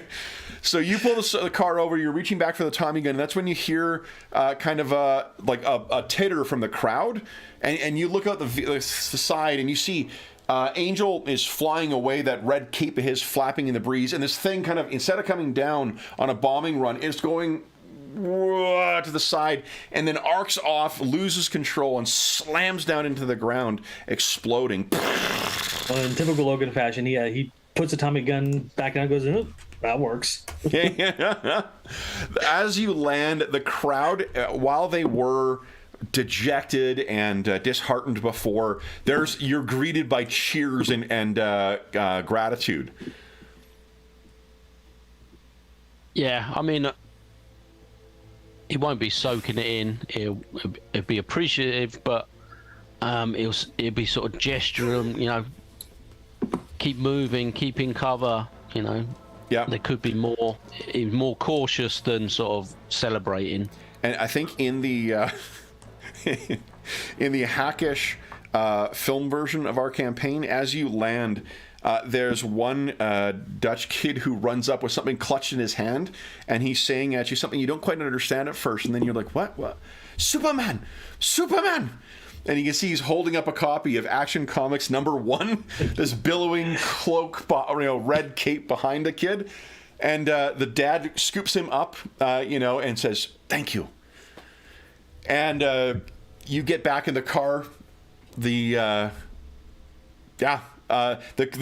crowd now is parting happily as you're going by and kind of pounding on it like, "Hey, hey, hey!" And he just looks over and says, "You owe me a grenade." All right. So that's the first half day of the travel. Then, Thomas, would you give us another D100 roll? Let's see what comes next. 83. 83. I love how you got a huge table of just stuff that happens. Yeah, it's cool, and different for different locations too. So like Allied perimeter, behind enemy lines, the counterattack, the retreat, the beaches, at sea. Like there's a ton of different great options here. Nice. Okay, so 83. I think you find yourself at unsurprisingly later in the day, yet another refugee column. But it seems that there is. I take it you're hiding your mask and cape when not going out. Yep. Okay. So then, you guys reach the I think near the end of the first 8 hours of travel. So you guys will be about, maybe near Luzerne. I think that's where it ended when you said first day. Okay. Right outside. Yeah. So the choice you have is you could force march and make a vigor check. Try and go for another 4 miles, another 4 hours of travel. You would make a vigor check, and you over that, and you're also leaving yourself open for one more encounter. You could make your way to Noordshot. And it's dark enough. We're going to need our lights to drive, right? Yep. Makes us a target. Yep. I'd rather not get I don't shelled know if we gain in the dark. enough from that, to be honest. I think we should hold up for the night if we can. Yeah, I think so. I think err on the side of caution. Okay. Do you want to stay with this refugee camp, or these folks who are trying to make their way, or are you going to try and stay separate from them? Are they setting up? Are they? Yeah, because like you, there's people who they're moving elsewhere, but there's just not, it's too dark to continue on. Yeah, I mean, after the encounter on the road with the plane, I would prefer to probably stay nearby to these guys. So what you could do, let me see. Logan grumbles, but he thinks that's the right thing to do. Yeah. Will you be interacting with the refugees? Begrudgingly, and then yes. Okay. So why don't you give us, let's see here. Do either of you have the streetwise advantage? Yeah. Or edge? Yeah. Yeah, I've got it an edge and a super edge. Okay. Oh, so the way that the super edges work is that just tells you where it came from. Ah, right, sorry. Yeah. So we know that Streetwise 8, it doesn't matter. Like you have it nonetheless. It's a way of tracking what's been purchased with your powers as opposed to what you got as through care gen or through advancement. So then, Thomas, would you give us a? I think it'd be persuasion at +2. Persuasion.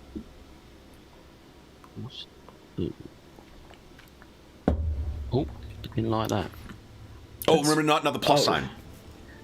Yeah, just a 2. Right? Yeah, anytime you put a plus sign in, it'll make the world explode.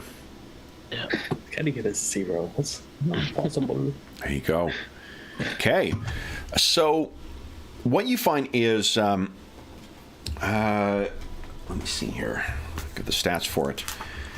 If you're asking around, I noticed. Are you guys totally out of grenades right now? Yes. Yeah. Okay. So each got 2. He blew me up with 1 and blew something else up with another 1. I blew somebody else Guys up on the bridge. Yeah, he used my other one to blow up the plane. Oh yeah, right. Okay, then I think. Hold on here. Still, very good uses of grenades. Mm-hmm. Asking around and talking to the people in the camp, you can get yourself. Somehow they have managed to get their hands on a Stielhandgranate. It's that German throwing stick looking grenade. Mm-hmm. So if you trade that for some rations, they'll swap you. Yeah. Okay. Yeah. Is this like the pineapple grenade we had before? No, they're not quite as effective. -2, okay. And also they're designed to throw differently. The pineapple grenade was designed because the assumption is every kid knew how to throw a baseball, and the Stielhandgranate was designed because they'd be throwing sticks. Is there a specific name for it we can add to our sheet? Stielhandgranate. You want me to spell that for you? Here we go. I was searching in the compendium for it. I don't think it's in there. This is something from stats from my Weird War II book. It's got a full complement of gear and stuff for.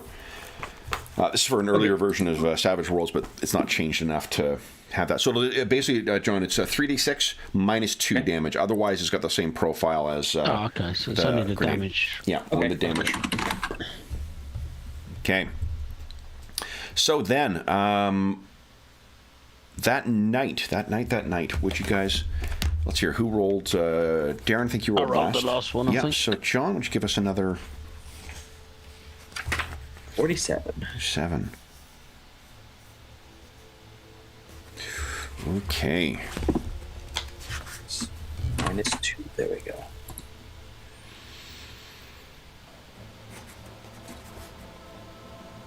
So you guys have that grenade now, and you're making your way.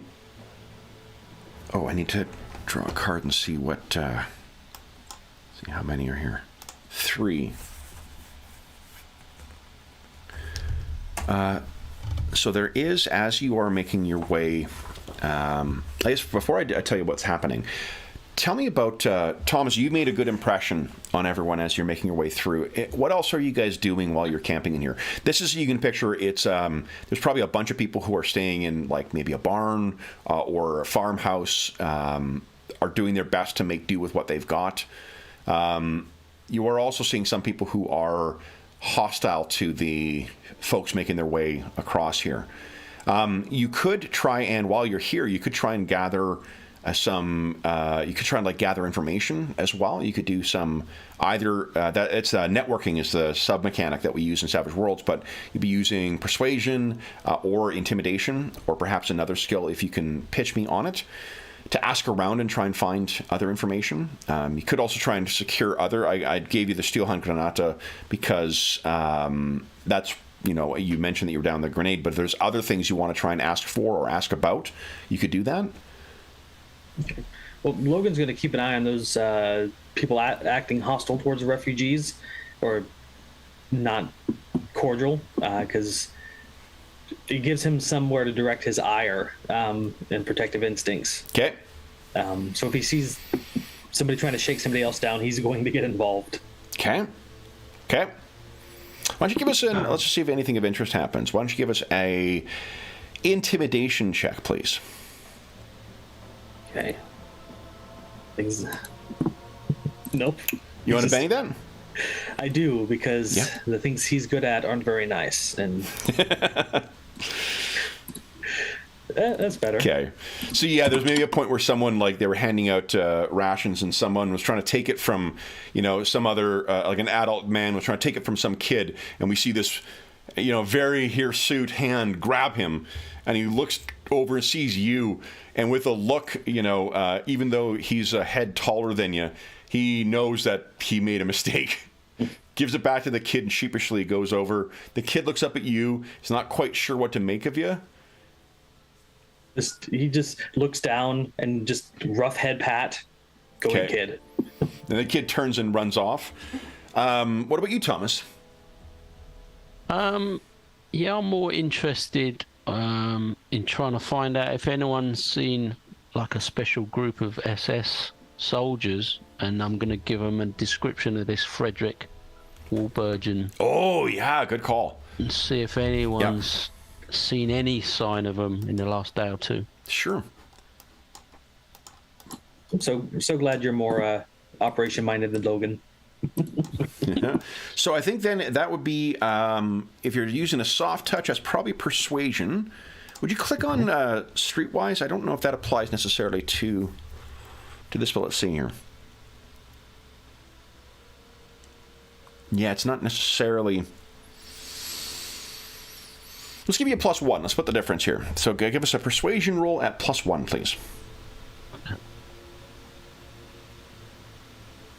Nice, 12. Holy smokes! You actually run into, as you're asking around, you actually run into someone who has evacuated all the way from Newport, and they've actually been trying to find a way to get across the lines. This is probably another, mustachioed Dutch or Belgian, not a resistance fighter, but someone who definitely sympathizes with the Allies. What he tells you is he can actually give you a little sketch of what Newport looks like. Let me give you a handout to that effect. He does tell you as well, there is an Untersee boat that has docked at Newport too. It's sailed up from the coast and is in there. If you describe what Walpurgin looks like, the difficulty with both Walpurgin and Baron von Strucker, I just realized, like, it's like there's like the, you know, one type of central casting that comes for Nazis. Like, so he's a bald guy. Yep. He's got a monocle. Yep. Good golly. Yeah, I saw about 600 of them in Newport. Exactly. They come in a big crate.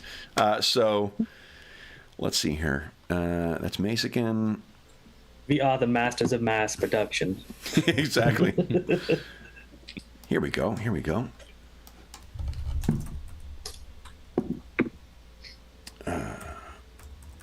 So this is the map of Newport.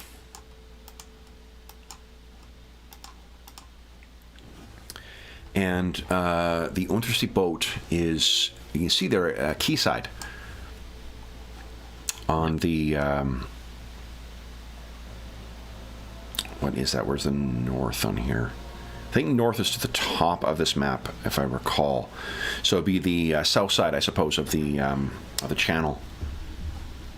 They're able to tell you the current status of where the broken bridges are as well. He says that there were strange.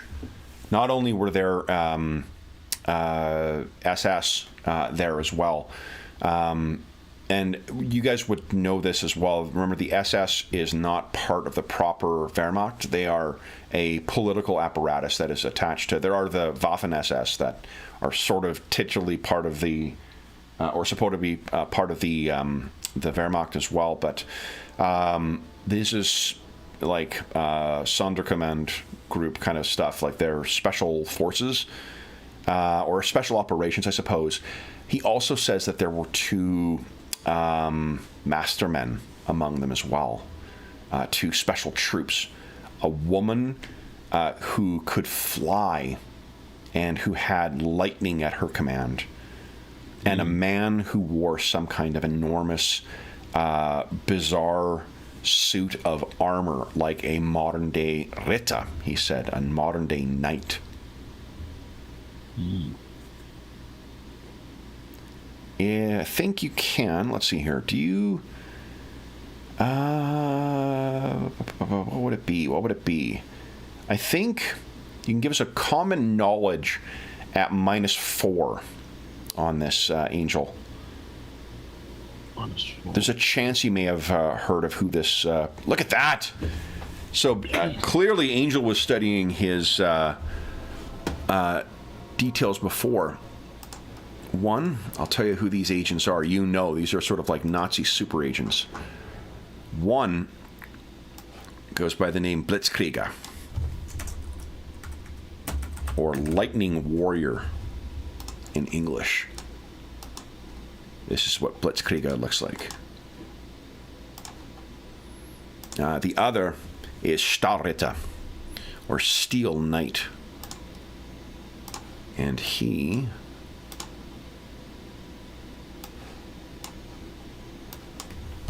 there you go. Looks like this.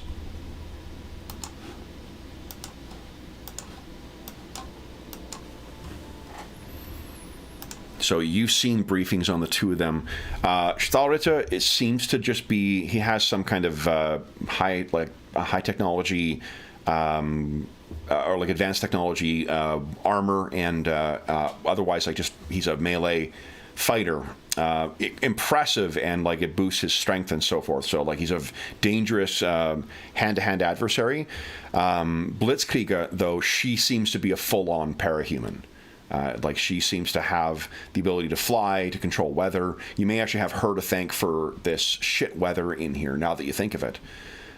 She also has the ability to unleash pretty deadly bolts of lightning and localized weather.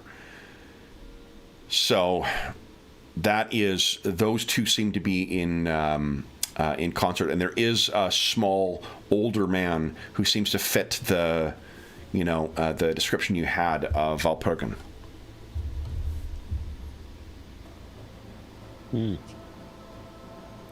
Yeah, obviously I'll thank them for the information and wish them well on their journeys. And give that information to Logan as well. Share that information with Logan. Logan, you can get struck by lightning. It hurts. You guys can each get a Benny as well. So, anything else you wish to do with this camp before? Try and get a really good night's rest, because feeling tomorrow is going to be really rough. Okay. So why don't you see if anybody's got some cigars I can get off them for a ration or two. Yeah, sure. Why don't you give us might be running a little low. Give us a persuasion check. Persuasion. Yep. Someone I trades smell over. them. Yeah. I think I don't know if cigars are as big here as they would be. So you kind of lucked into someone who happens to have that kind of taste. Because I think the cigars are a New World thing, aren't they? Like it's kind of like high class England and West. Yeah. I think pipes are more the thing in. I mean, tobacco is a New World crop, I know, but I think even cigars, I think, are a Caribbean thing, originally at least. So the rich man with the cigars and con him out of his stuff. Okay, then so you're conning refugees now? Is that what you're doing? Just a previously rich man who's bumming safety in the convoy. All right, then what you guys find is would you each give us a notice check? Let's see who's awake at this point. Once again, holy smokes! I sleep like the dead. You know, like Dave routinely would roll nat 20s when we played D&D 3.5, so we joked how we found his game for him. Darren, I believe we found your game here because you've rolled some definitely incredible exploding dice on this. It's Superman level of hearing kicking in there. I think maybe this is just part of your paranoia, Thomas, that you're just mindful of it. So you and Logan, not to take away from your role was with a raise as well. You both can hear this. It's about midway through the evening. Maybe you've had somewhere between 2 and 6 hours of sleep at this point, when there is a squad of German troops who are making their way through the refugees. You can hear the commotion because they're shouting the way that only German soldiers can, and they seem to be sort of interrogating their way through the refugee camp. It's not a camp, but I mean, you know what I mean, where the refugees have stopped for the evening. They are still nowhere near where you guys are yet, so but they do seem to be making their way very angrily and in a demanding way of shaking down these people. It seems, from the sound of things, we're talking a squad, not a platoon or a company like you guys stumbled across before. There are a lot of innocents here. If we get into a scuffle, they're going to get hurt and possibly use as hostages against us. We should hide.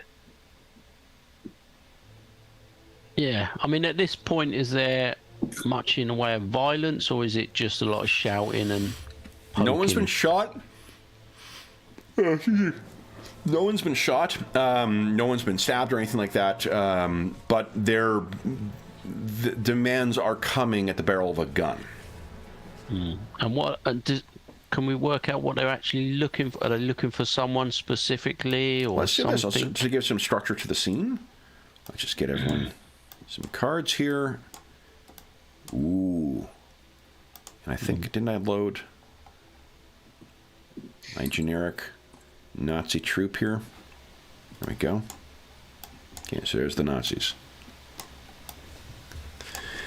They are shaking down people to see if there are any allies hidden among them. So let me just make a check for them. I think we'll use this.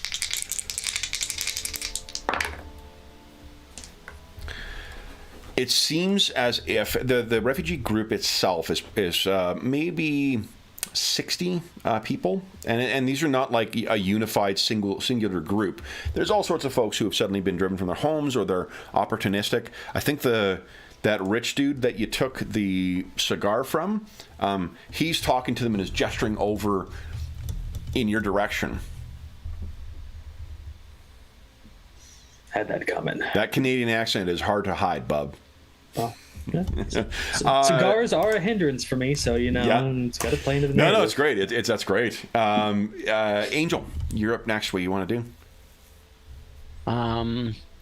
So what were you talking? Sort of 10 of them, maybe? 13 like that? in a squad. Oh, it's 13. Okay. Yeah. This is a fresh And squad. 13 comprising a squad leader with a MP38, an assistant squad leader with an MP38, 7 riflemen, a machine gunner, an assistant machine gunner, and 2 carrying ammo. Okay. Are they fairly spread out at the moment, sort of looking around, or? Yeah, and they're still, like, they're not at you right now. The guy has gestured in your direction. It's still dark, and, like, most people's lights are off, too, so he may not actually see you, Logan, but he's gesturing sort of in that general direction. Right now, what I rolled for them is to see whether they could get out of anybody that that there are, British troops among the group, and they seem to have flagged you as being British, Logan. You would be wearing a British uniform, actually, as well, so. Yeah. Or not, actually, you wouldn't be a British uniform, but your accent would probably be heard as German. Yeah, so I'm going to go over to Logan, sort of back turned to sort of the nearest Germans, and what do you think, Logan? This is probably more your thing. You've seen me in combat. If this goes down, they might not be the only ones hurt. He says that if they're looking for me, I'll give them a chase, and you can pick them off as they follow. Try and draw them away, yeah? Yeah. Okay. So I'm gonna try and hide in the crowd then, and then let Logan maybe lead them away. Okay. If you think that's an option. Why don't you give us a stealth check then, Angel? Okay. I shall try and blend into the... It's pretty good. Okay. And then Logan, what are you thinking of doing? Doing the opposite of hiding. He's gonna step out and shout, "Come get me, you Nazi scum!" and then turn and run. Love it. Okay. And So he's doing the worst German accented Canadian he can. Yeah.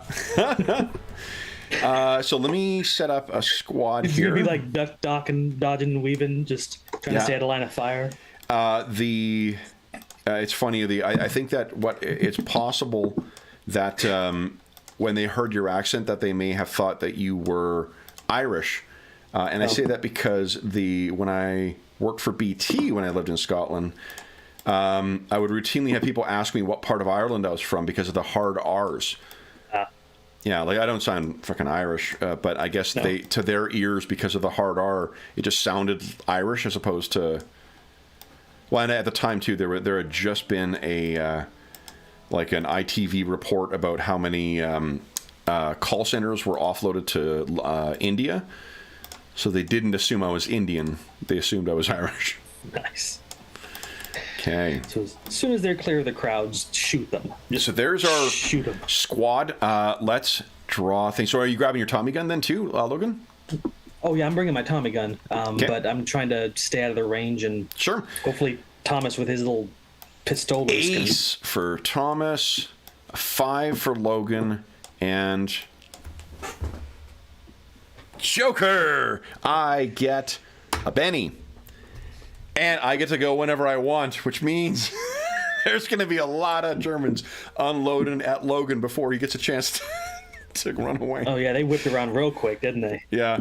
I mean, they were interrogating these guys at gunpoint, right? So I think that, they're going to be suffering penalties for darkness and penalties for range in some cases. And not all of them will have a clear shot on you. Nice. But a lot of them will. Please don't let me rage in the middle of a crowd. Yeah, really. Okay. Remember, you guys have your conviction, I believe. Okay, yeah, I'll make use of that. Yeah, so you each have conviction right now. So you can roll that and add 1d6 to the result. Okay. We can choose to do that after we roll, right? After you roll, yep. Savage Rolls is very, like, take the best of what you can, so, like, when you're spending resources or whatnot, it's a meaningful thing. It's not a crapshoot of, like, oh, crap, I just rolled worse than I did before. Yep.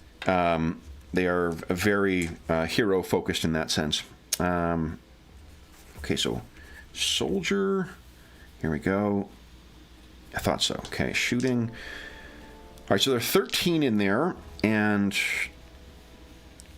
we'll use only the bolt-action rifle. So this will be short range. And I've got, let's see here, let's say 6 can shoot at you. It's better than 13. Okay. Oh, definitely. Yep. And this is just the way it goes. So now, you don't have any dodge or whatnot ability, so it's a 4. I'm going to modify that to, let's see here, I think to 6 for the darkness. Let me take a look at my DM screen. We really need to get dodge. Marshall's Dodge sounds useful. Dodge is a useful, well, it's a power, but there is a feat or an edge you can take called dodge. It gives you a -2 to be hit at range. That sounds like the next one. Yeah. Let's see here. I just didn't take it because he's melee mostly, so. Yeah, and there's the thing is there's also so many good options for it, so there's lighting. Illumination, here we go. Dark -4. I was wondering, I'm like, I think it might be a worse penalty than I think. So I need an 8 to hit you.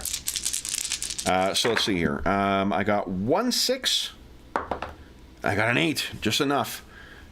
So one of them clips you, but let's see here, Logan. Clips you, it doesn't even hurt you. All right. So I've gone. I got my Benny. Angel, you're up next. What are you doing? Can I hold initiative? Yeah, absolutely can. Yeah. The way it works is if you're trying to interact, if you're trying to act before someone else this round, then you have to make a contested, I think it's a agility check to succeed and then go before them. I just want them to sort of get further away before I start shooting. And so then, Logan, you're up next. What are you doing? He is putting on the speed as much as he can and full out sprinting away from these guys. Okay. So why don't you go ahead and give us a click on your run check. Let's see how far away you're able to get. Where is the run Not run button? check, it's on your run dice, I think, next to your speed or pace. I don't see it. Is it near the top? Pace is usually... Pace is under derived. Yeah, there's a pace. Let's see here. Oh, there's running. I see it. Okay. Yeah. Okay, perfect. There we go. All right. 9 inches. Okay. So you turn and sprint off into this sort of field that's away. And I take it you're not trying to hide, right? No, he's just trying to fast as he can, just with his Tommy gun off to the side. I'm going to hit shuffle here because we drew a joker. We do shuffle the deck. I don't think it's going to take your ace away. If it does, we'll remember you've got an ace up the sleeve. Shuffle. There we go. It didn't take it away. Pretty good. Okay, so then next round, Logan. Queen. Pretty good. And for them, an 8. Then, Logan, unless you want to try and act before them, Angel. Logan, you're up next. What are you doing? A little bit more speed, running just a little bit more, and then he's going to try to dive into a cover. If there's any. Yeah, so then what it'll do is give us your run check, and then it'll be -2 to your stealth. But I mean, with the darkness, they're going to have a pretty big penalty to try and spot you. So go ahead and give us a stealth at -2. Boom. Nice, still 7. That's awesome. All right, then the squad, they are running up, and they're going to try and spot. I'll just roll for all of them at once. So I need 11 to spot you, Logan, because of the darkness. Oh, but I did roll 6. I am so sorry. They saw you. It's the lit cigar. I should have put it out. Yeah, really. They look over and you're trying to duck down and trying to move your way through, and maybe they see the moving. They're not able to take another action this round because I would have had to take a multi-action penalty, which would have been a fail. So they point and they say, "Dad, Tommy." So then it is Angel. Do you want to act now, or are you still holding? So how far away are they from Logan, would I say? They still are. Logan has run about, let's see here, 17, which is 34 meters away. So he's almost 100 feet away in the field from where they are. And how far have they gone away from the refugees? They're basically run into where you guys were, so they're probably about 6 meters away from where you are. They look like they're about to start firing into the field, and probably going to take chase if they don't hit them. Yeah, I just feel they're still sort of in the refugees, aren't they? Basically, yeah. Can I just sort of slowly just make my way to the edge of the group of refugees? Definitely, and sort of mingle in? Yep. But if you're trying to avoid their notice, just give us a stealth check. Yeah. I'll give you +2 because there's a lot of refugees here. Or there's a big crowd that's sort of watching what's going on. Yeah. I love how adaptable the system is. Yeah, it's a great one. It's every time every time I run it, I always remember how much fun it is, and playing it with hyper competent characters is also really fucking cool. Like seeing that you still have bad results, those ones can come up, but seeing that you guys are able to, I don't know, it's a really easily my favorite experience with this kind of like street level superheroes thing of any superhero role-playing game I've run. It's hands down the best. All right, so then that's the end of the round. The next round, Angel, only a 4. Logan, only a 3. And a 7. So they have spotted you right now, and they would be going next. Logan or Thomas, any bennies being spent to gain an extra card? Nah, we're gonna risk it. You only have 40 minutes left, and those bennies you don't get to take them home. So you better be at the end of this round with. I'm gonna try and save it to get out of a rage because that I feel is going to be coming. Not a bad plan. Not a bad plan at all. And I'm giving you bennies every half hour right now, so you're 10 minutes off for your next one if you want to judge your spending. So, Thomas? I still want them to get a bit further away, ideally. So, the next round, I think, probably. All right. Okay, so then they will be up first then. And they are going to... Let's see here. Is it on this one? No. We might... Game Master screen. Here we go.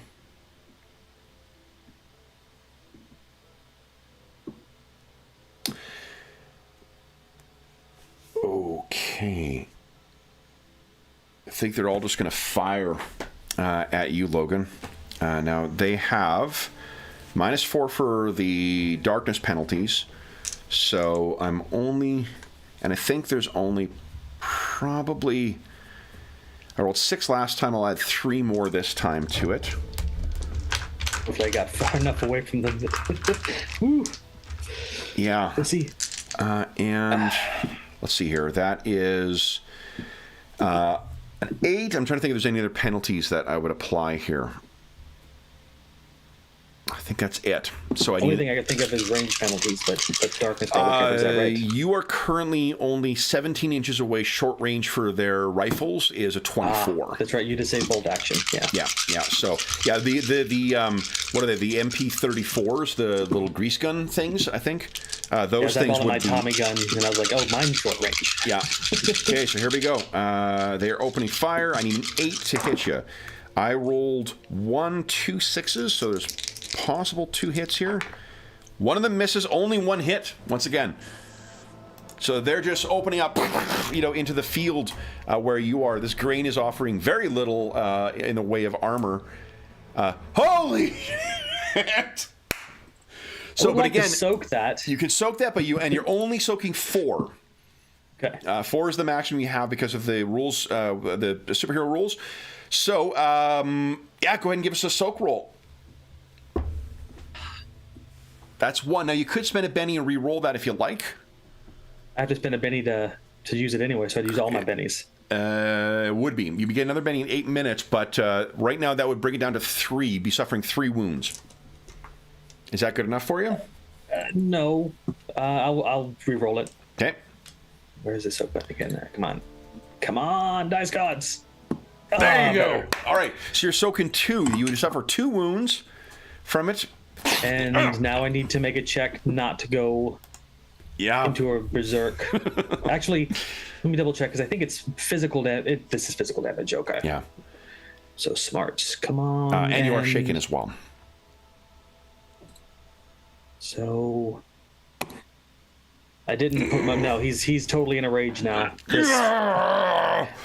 All right, but you are shaken right now. So yeah, I think we put that guy down for your shaken. All right, so that was all of them, and Angel, you're again like 6 meters away from this as they're just unloading into the field at him. So I imagine one of them saw the little light of the cigar and just blasted it and hit half of his face. He's like, ah!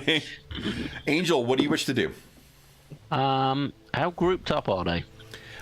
They are, so if you're wondering how many you can get with a granata, it is, because we're not playing with a map, we have abstracted for the burst template, and it is, I think it's 3 with a medium burst template. Let's see here. Area. It's probably not much better than my guns. Templates without miniatures. Here we go. Medium is 3 targets. He might do better with his guns. If I fly close to them, would that negate the sort of the darkness more, or I get close? Like to try and draw their attention, you mean? Well, I mean, so I don't get minuses on the shooting at them. They are quite clear. They're still in the camp. The reason that Logan's getting the right. Yeah, the penalty is, and they're all like those that need it are carrying torches as well.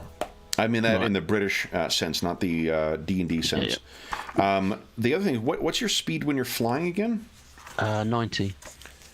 90. Okay. Because I think while you're flying.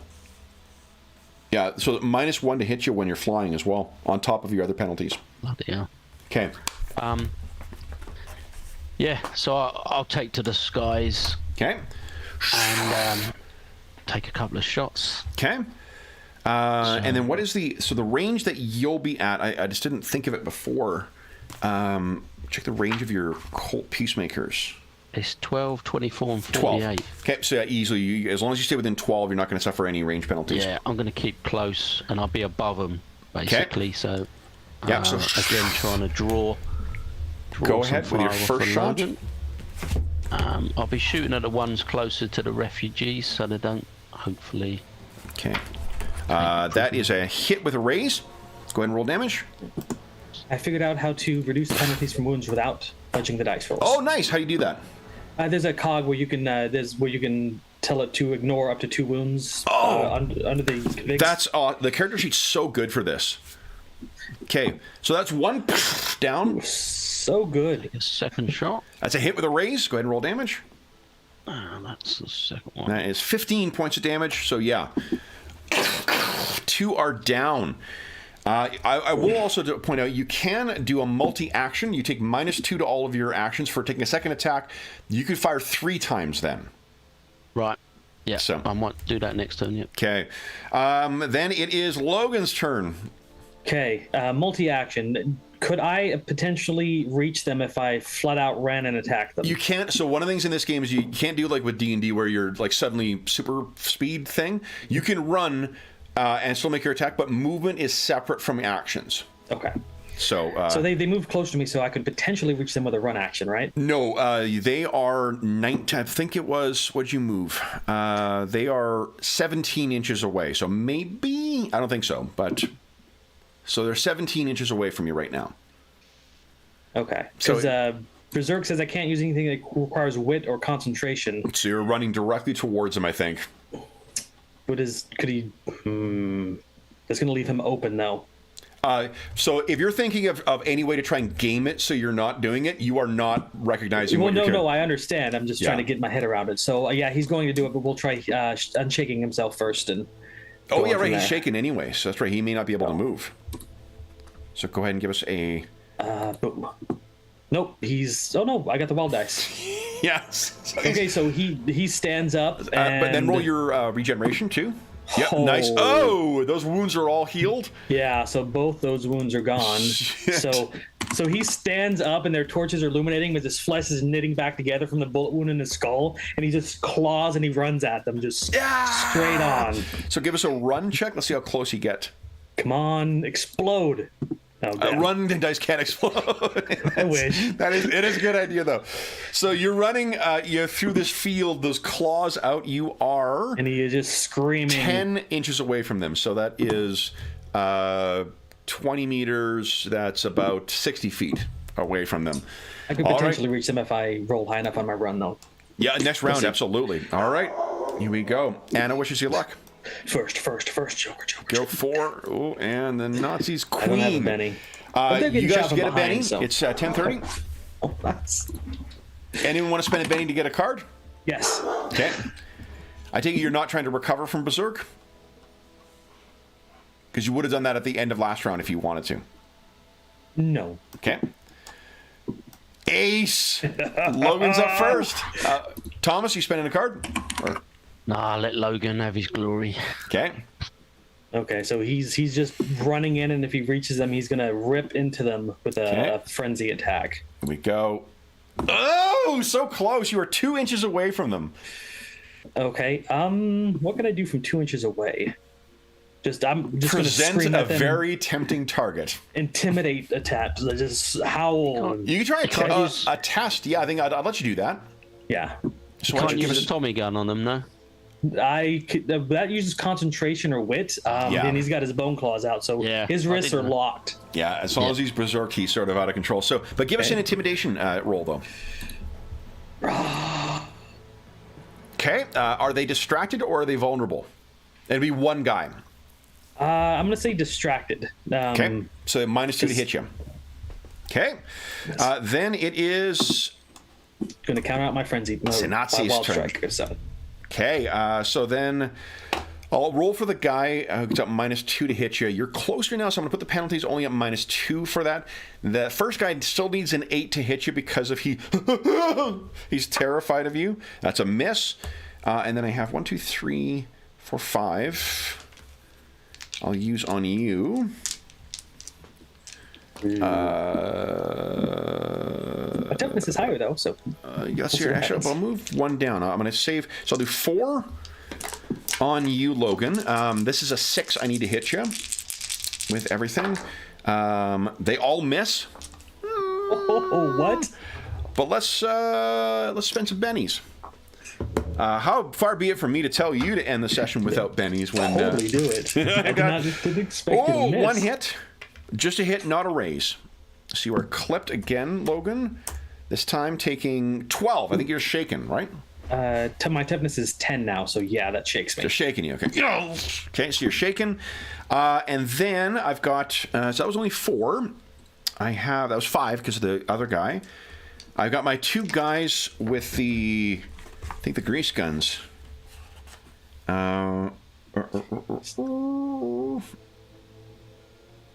Yeah, and they're going to try and hit you, Angel. And they're going to spray and pray. So let's just do the math here. You are at short range. So it's a 4. You have -5 normally to hit you. So it's a 9 plus 1 more because you're flying. It's a 10 plus their auto-firing. I need a 12 to hit you. But I do get to roll 6 dice, though. Because the 2 of them are just... You can't dodge everything if the bullets are everywhere. Yeah, that's the thought here. But let's see here. I did get 1 6 out of it. 5. I get 11. Narrowly sing right past you, Thomas, as they're firing up. And then the other remaining 3 will get their pistols out. And they'll shoot at the flying guy. So they need a 10 to hit you. Not a single 6. So they're all firing up. That is it for the Nazis. Angel, what are you doing? Yeah, I'm going to do the multi-action this time, so I'm going -2 on all the Okay. attacks. Yeah. So go ahead and make your attack roll. -2 to hit. Yep. You want to Benny that? I'm gonna got him. re-roll that. Okay.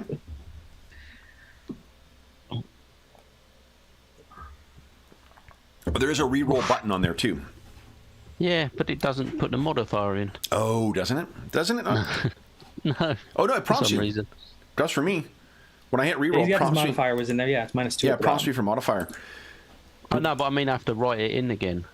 It doesn't assume I that got you're it. using the same modifier. So Yeah. Okay, so I that missed on that first one. for missing the first one, go ahead and your second attack, -2. Yeah. Come on. That is, yeah. Go ahead and roll damage. Hit with a raise. Man, I'm start going from the back. And then you got your final one, -2. Now let me just double check one thing here. I wonder if, let's see here. I just want to see how your two-gun kid is phrased. Because, oh, right there, here. Where's just like the others?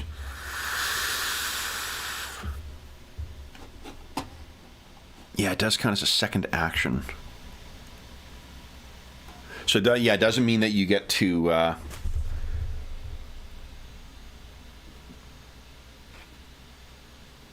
So it's not like he gets Oh, no. If you make an action if you make a fighting attack with one action and another from a different hand as a later action, second attack doesn't inflict multi-attack penalty. You can do the same thing with... it says that two-gun kid works the same as two weapons, so go ahead and make two... for what? First off, do you wish to Benny that? Oh, yeah, so I want to re-roll that one. Okay. So it's like he gets 2 shots with each weapon if he... Yep. Nice. It's a hit, not a raise, but go roll damage. Benny down. I'll roll damage. Nice. 16. And then go ahead for your final attack. Okay. It's a nasty weapon. Holy cow. Yeah. That is a hit. No, not a raise. Go ahead and roll damage. Oh. Yeah, that's enough. All right. So the damage, normally weapons only do 2d6, but a very cool thing added in... I can't remember if it's in the first, the last version of the Superpowers Companion, but there's an ability called Deadeye, I think, in it, and you get to add, for the regular standard Deadeye, you add 1d6 to the damage of any normal weapon that you're using, like a bow or whatever else, and on in the strong version, it does 1d10 extra damage. That's cool. So you can build characters like if you want to build a Green Arrow or a Hawkeye, you have that for their normal bow damage and whatnot, and then you also build their special arrows as a separate attack to do entangling or whatever you're going to do. It's pretty cool. All right, so that is another... Did I take them off already? 1, 2, 3... Yeah, because you had 3 times. All right. That's the end of that round. We got Angel up above. We got Logan, who's once again shot. Let's see what order we go in, guys. A 7 for you. A King... King Conan once again for you, and a 10 for them.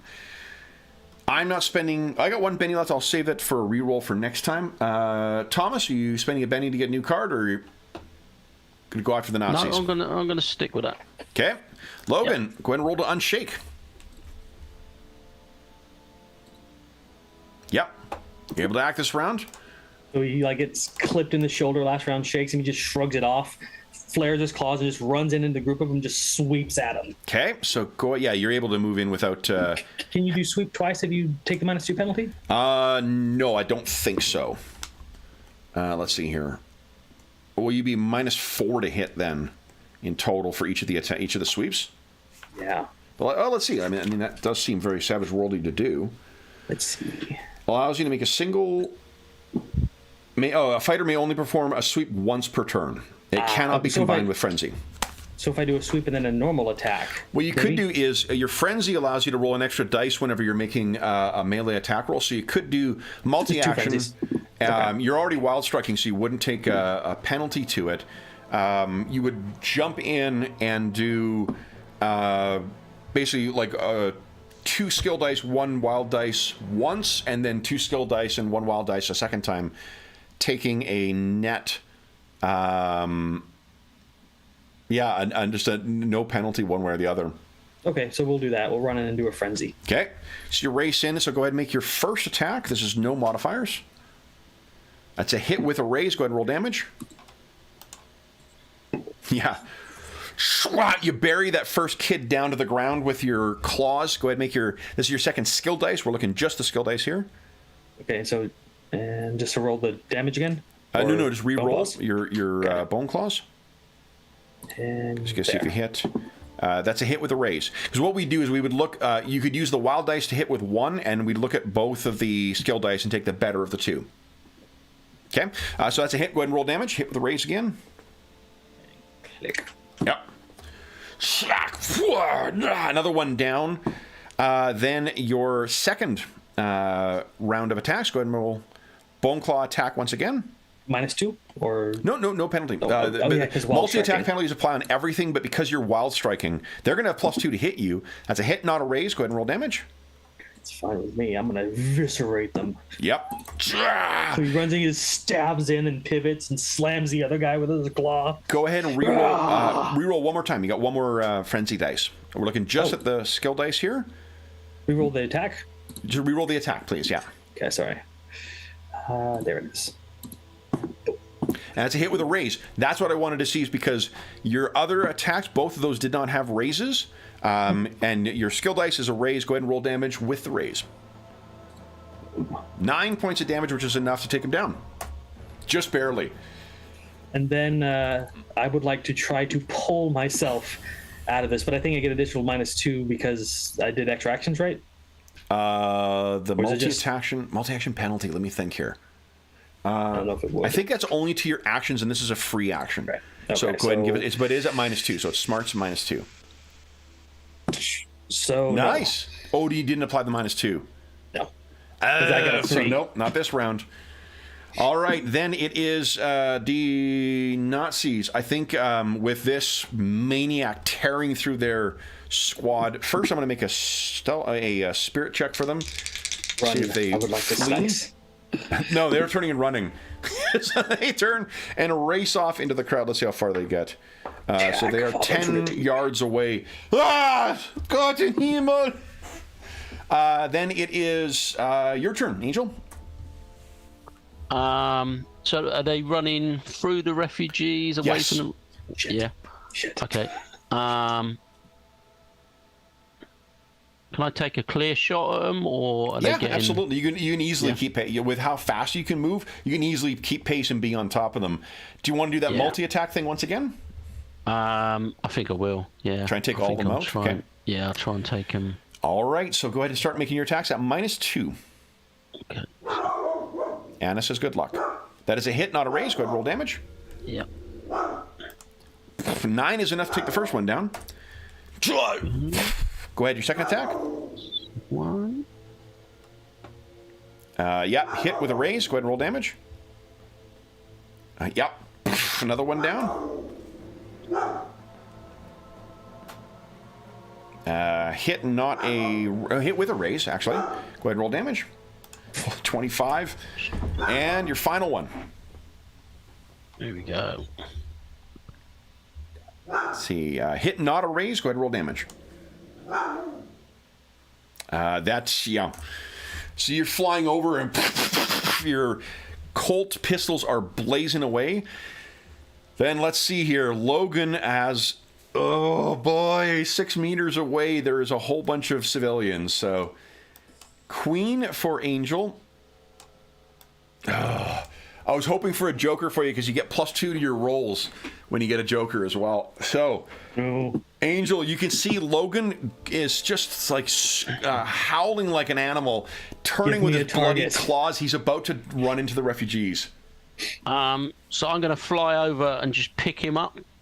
And just try. I'm not going to get very far because he's super heavy and that, but he actually isn't that heavy. Yeah, he doesn't have. I'm heavier than normal, but not adamant. Yeah, I mean, I won't be able to carry him for miles or anything, but I just want to get him a bit of distance away from the... oh, you got a Benny left. Let me suggest something to you. What you can do, how many points are there in your flight? How many points is that? In what sense, sorry? Like the number in the brackets after on the character sheet. on the let's have a PDF look. version. To say 8, 9? Flight 8, sorry. Flight 8, oh, right, I guess it's a device. What I'm asking is because... And then it's got device 7 at the end. I don't know if that makes... Oh, I think, yeah, Flight 8 and device 7, because it reduces the cost by 1. Because the power comes from your cape, so 7 points. You have 7 points to play with. The reason I'm asking is because what you could do is spend a Benny and use a power stunt to try and do something different from what your powers normally do. We take your power flight. If you want to fly down and use the momentum you get from the Cape of Mercury to try and pick up and toss Logan away just to keep him at a distance, you probably don't want to be holding him because he's... Yeah, ideally, but I don't want him running around the refugees either. So No, so what that would do is you could dump... basically, he would have to make you'd make a athletics check, and then he would have to make a contested strength roll. On a fail, you would knock him back 3d6 inches, or on if you got a raise on it, it would be 4d6 inches, and I think you could even spend 1 extra dice to give it an extra d6 of knockback. So basically, you would toss him back into the field up to between 4 and 5d6 if you're successful. And if I fail, or if Logan's successful, would he just land where he is? If you fail, then he wouldn't move whatsoever. Well, is it a bad time to bring up that I have that ability? It's a free... no, that you definitely would be able to do that. He wouldn't necessarily need to be in push. Okay. Technically has no range, so but he might be able to attack you. Yeah. Okay. He's gonna bite the bullet, I think, and he's gonna just pick him up and try and fly him. Okay. And just hope that he can struggle and keep him. So then, here's the other thing you could try too. He's berserk right now. You could try a test against him. Oh yeah, to calm me down. Like an me out of it. intimidate, because intimidate would give on a raise on an intimidation. You would shake him. He'd be shaken once again. Oh, can I do that while I'm flying? Yeah, And absolutely. just try and sort of snap out of it, Logan, and Sure. Just so you would need to kind of a roll big an guy. 8. At best, what you're doing for sure is imposing either distracted or vulnerable. Distracted is -2 to his actions. If you get a success or a raise on it, then he's shaken. okay. So this is intimidation, yeah. Yeah. There it is! Logan is shaken! Get yourself together, man! So then on Logan's turn, first let's roll to unshake. Okay, here goes. Boom. You can act. Why don't you give us your smarts check at -2? Come on, Logan, don't kill innocents. No! But I have a new target, so... Well, he's flying, though. You have to attack the closest targets. So And you said how close? they're within 6 inches, so you race... But I'm carrying him, am I? no, you did an intimidation. You did a test instead of grabbing him. Oh, right. I thought I was doing that at the same time. Sorry. Okay. Okay. Oh, shit. Is there anything I can do to snap out of this? Nope. Now, hold on. Well, can you click on Berserk once again? Sure. Let's just see how... Because it does have a limited duration. 5 consecutive rounds. Yeah. This is round 4? This is round 4, so you have 2 more rounds of it. Oh, so would you give us a fighting roll? I just don't... So I just attack anything. Because Reckless Abandon says if I make a critical failure, I hit something, but... okay. Well, here goes. Yeah, you must attack... cannot use any skills with Scream. Let's see here.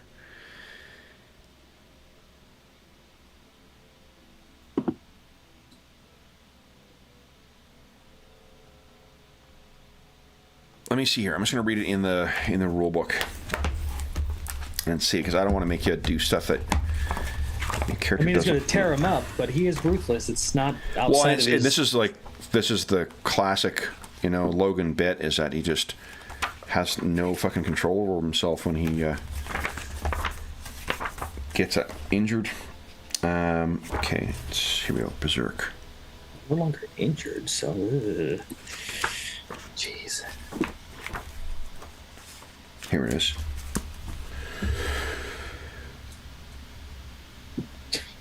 It's a very dangerous power. Mm-hmm.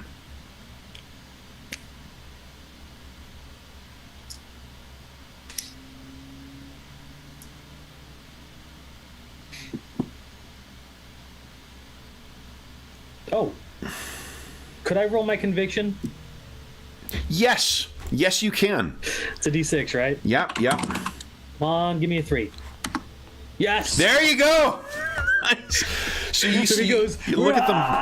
And he's about to slash somebody. He's like... Here's something else. It says you can use Intimidate, so technically you could have used also a test against the refugees instead of attacking them physically. But this is great to see. So he's raising his claws, about to strike maybe that little boy that he told to go eat, and he looks at him, and as his fist comes down, his claws retract, and he just stops himself. He's like, ah! He drops to the ground. He drops to his knees. So the refugees scream and scatter. Angel, you are able to land down now. Logan seems to be under somewhat of control right now. Yeah. I'll land between him and the refugees just in case. I'm just giving him the once-over check. Okay. Then you see him reaching down, grabs a cigar, and shakily puts it in his mouth and lights it. Well, that cigar you would have dropped back in the... Oh, no, he gets a new one. Okay. All right. So... I was like, I knew there was something I do. What was it? Conviction. Whew. So basically from that squad, if you want, guys, don't carry all of them because I don't want to have to look up encumbrance rules, but every one of them has at least one Stillhand Granata on them if you wish to take them. Do they have like a bandolier I can take and attach the grenades to? I don't... Otherwise, I'm not carrying. No, I don't think so, because they're each of them carries 2, but they're sort of like belt loop things. Okay. When they're fully reasonable. equipped, each has 2. At this point, I think there's 1, but there's enough for you guys to take 5 each. It's just that they would be in a satchel or something. Yeah, let's take all of them, but leave most of them in the car, so we're not carrying them. Yeah, so carry 2 each, maybe. Carry 2 each, okay. Mm-hmm. All right. We can restock as we go. Yeah. Okay. All right. Sounds good. So then, with that, the camp is in a bit of a uproar right now, and there's a lot of dead Nazis here. Do you guys wish to stay here, or are you going to drive on through the night for a bit and then try and sleep? Or I think putting the bodies in the woods and then getting out of here would probably be the best option for the refugees, at least. So putting the bodies in the woods, there's 13 of them, even figuring at each. You've terrified the refugees. They're not getting anywhere near you, Logan. I figured. Even That's what they deserve. 20 minutes for picking one up, dragging it to the woods, and then coming back for it. You're looking at what, 3 hours or so? No thanks, then. So they've all left anyway, haven't they? So. And they are picking up and going. Yeah, and they won't be the first Nazi bodies to be found in Belgium. So. Yeah, should we just head off for an hour or something? Okay. Logan will just climb into the seat and just turn the car over and grumble to himself as he puts it in gear. Okay, and you guys head off. Why don't you do this? Give us a... Great. I think you got survival, right, Logan? I do. Yeah, give us a survival at -2. -2. You're not traveling far, but I just want to see if... So you're going to be a little off target right now. You do manage to get yourself a little lost in the course, unless... Thomas, are you trained in survival? No. I've got my Jack of all trades. Yes. You want to spend a Benny and Make a smarts check. Yeah, I'll try it. So is it the unskilled or is it? No, smart? first you're going to make a smarts check. Okay. And they'll tell us what dice you get in this skill. That's a fumble. You can't Benny that, unfortunately. I think, I don't know why you're just not processing the maps here. So what you can do, though, is make an unskilled check, and if you get a success, you'll add +1 to Logan's check, which would make it a success. Okay, I'll try the unskilled. Okay. Yeah, he's got to... Now, you want Benny that?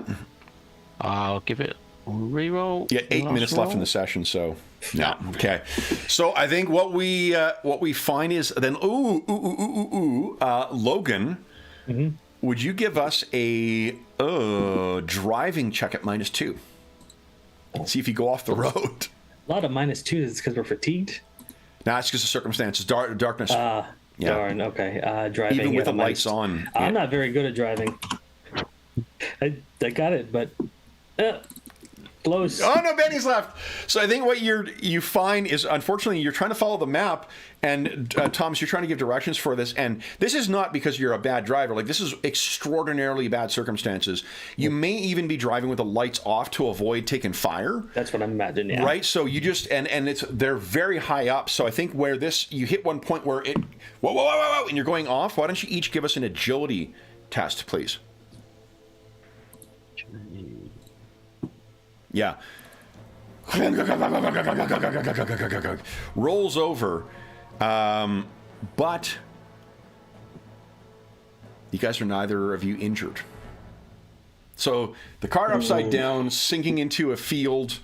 Neither of you are super strong, so you're not going to be able to right this thing terribly well. I guess you're traveling the rest of the way on foot, and what I'll do is... Logan gets out and kicks the tire. Like, this is why I don't rest in refugee camps. So this, I'm going to put you guys roughly where you are on the map here so we remember. Oh, you know what I could do? Hold on. Instead of making you teeny tiny, I could just put a little fucking mark on there. Come on, Madison. Sessions are really good.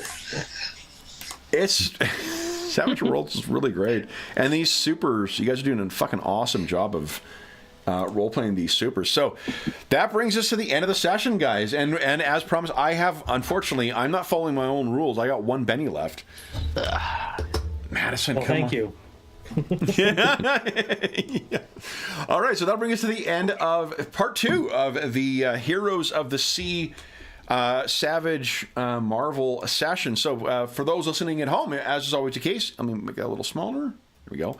If you have any comments, questions, or concerns regarding the session, this mini campaign we're playing, or anything else about the game, please do not hesitate to leave a comment in the comment section down below, and I will endeavor to reply in a timely fashion. There is also a link down below to the Dungeon Musings Discord server, where all of us are active, and we have channels there dedicated to Savage Worlds, as well as every other game we run on the channel. In addition to that, there's a terrific community that is built up over there, and you are more than welcome to join us. If there's a Find a Group channel, there's great discussion about virtual tabletops. There's a terrific community over there, and you are more than welcome to join us. There is also a link down below to our friends at Noble Knight Games. Noble Knight Games is the preeminent retailer of hard-to-find and out-of-print RPGs in North America. Not only, or unionized retailer of hard-to-find and out-of-print RPGs. Not only do they have an amazing selection of new board games, card games, and board games, card games, and RPGs. They have an unmatched selection of RPGs and hard-to-find out-of-print games, including some great Savage World stuff. I was able to pick up some of my Acton Cthulhu Savage World stuff from them recently. If they don't have in stock what you are looking for, you can often put it on a want list, and they will send you an email when it comes in. And if you purchase $10 or more through their website, be sure to enter the code THEMUSE at checkout, and you will save yourself 10% on your purchase. In addition, there's also a link down below to something called Heroes Save Villages. That is the charity fundraising campaign that we run on the channel.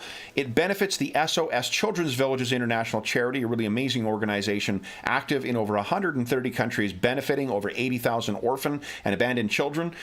All donations that go through that link go directly to SOS Children's Villages International. None of it goes to the channel or any other middleman. It just goes to help out the kids who benefit from their services. And we have just kicked off a brand new year of fundraising. All donations since January 1st, 2023 will go towards the next charity raffle we have in June for 2023, but we will be still having our final charity raffle of 2022 at the end of January. My timing was not great on that. There is, in addition to every $25 Canadian that you donate, giving you one chance to win the grand prize or one of the other great prizes in our next raffle, you also have a chance to vote for our next charity sessions. And we've got something special planned for this year, a ongoing campaign that will hit for each of the 6 charity sessions that we play throughout the year.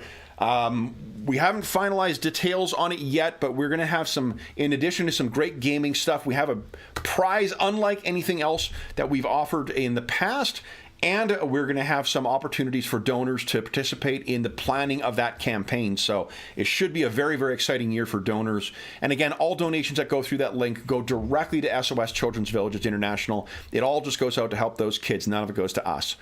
The last thing I will say is a huge thank you to our stalwart heroes for today. So, Darren and John, thank you so much for joining me back in the wilds outside of Dunkirk. Really good session. You guys blazed the hell out of a bunch of, saved some partisans. You blazed away some Nazis. Really effective use of your conviction there, Logan. That was a nail biter for sure. I know. Then, for those listening at home, we'll be back in the around Dunkirk in 2 weeks' time. But until then, we hope that we gave you a few hours to take your mind off of the troubles of our world and see the troubles that our heroes are encountering as they are desperately trying to make their way towards Newport and find out what it is that Hydra is up to. And until we see you again, stay safe, stay healthy, and happy gaming.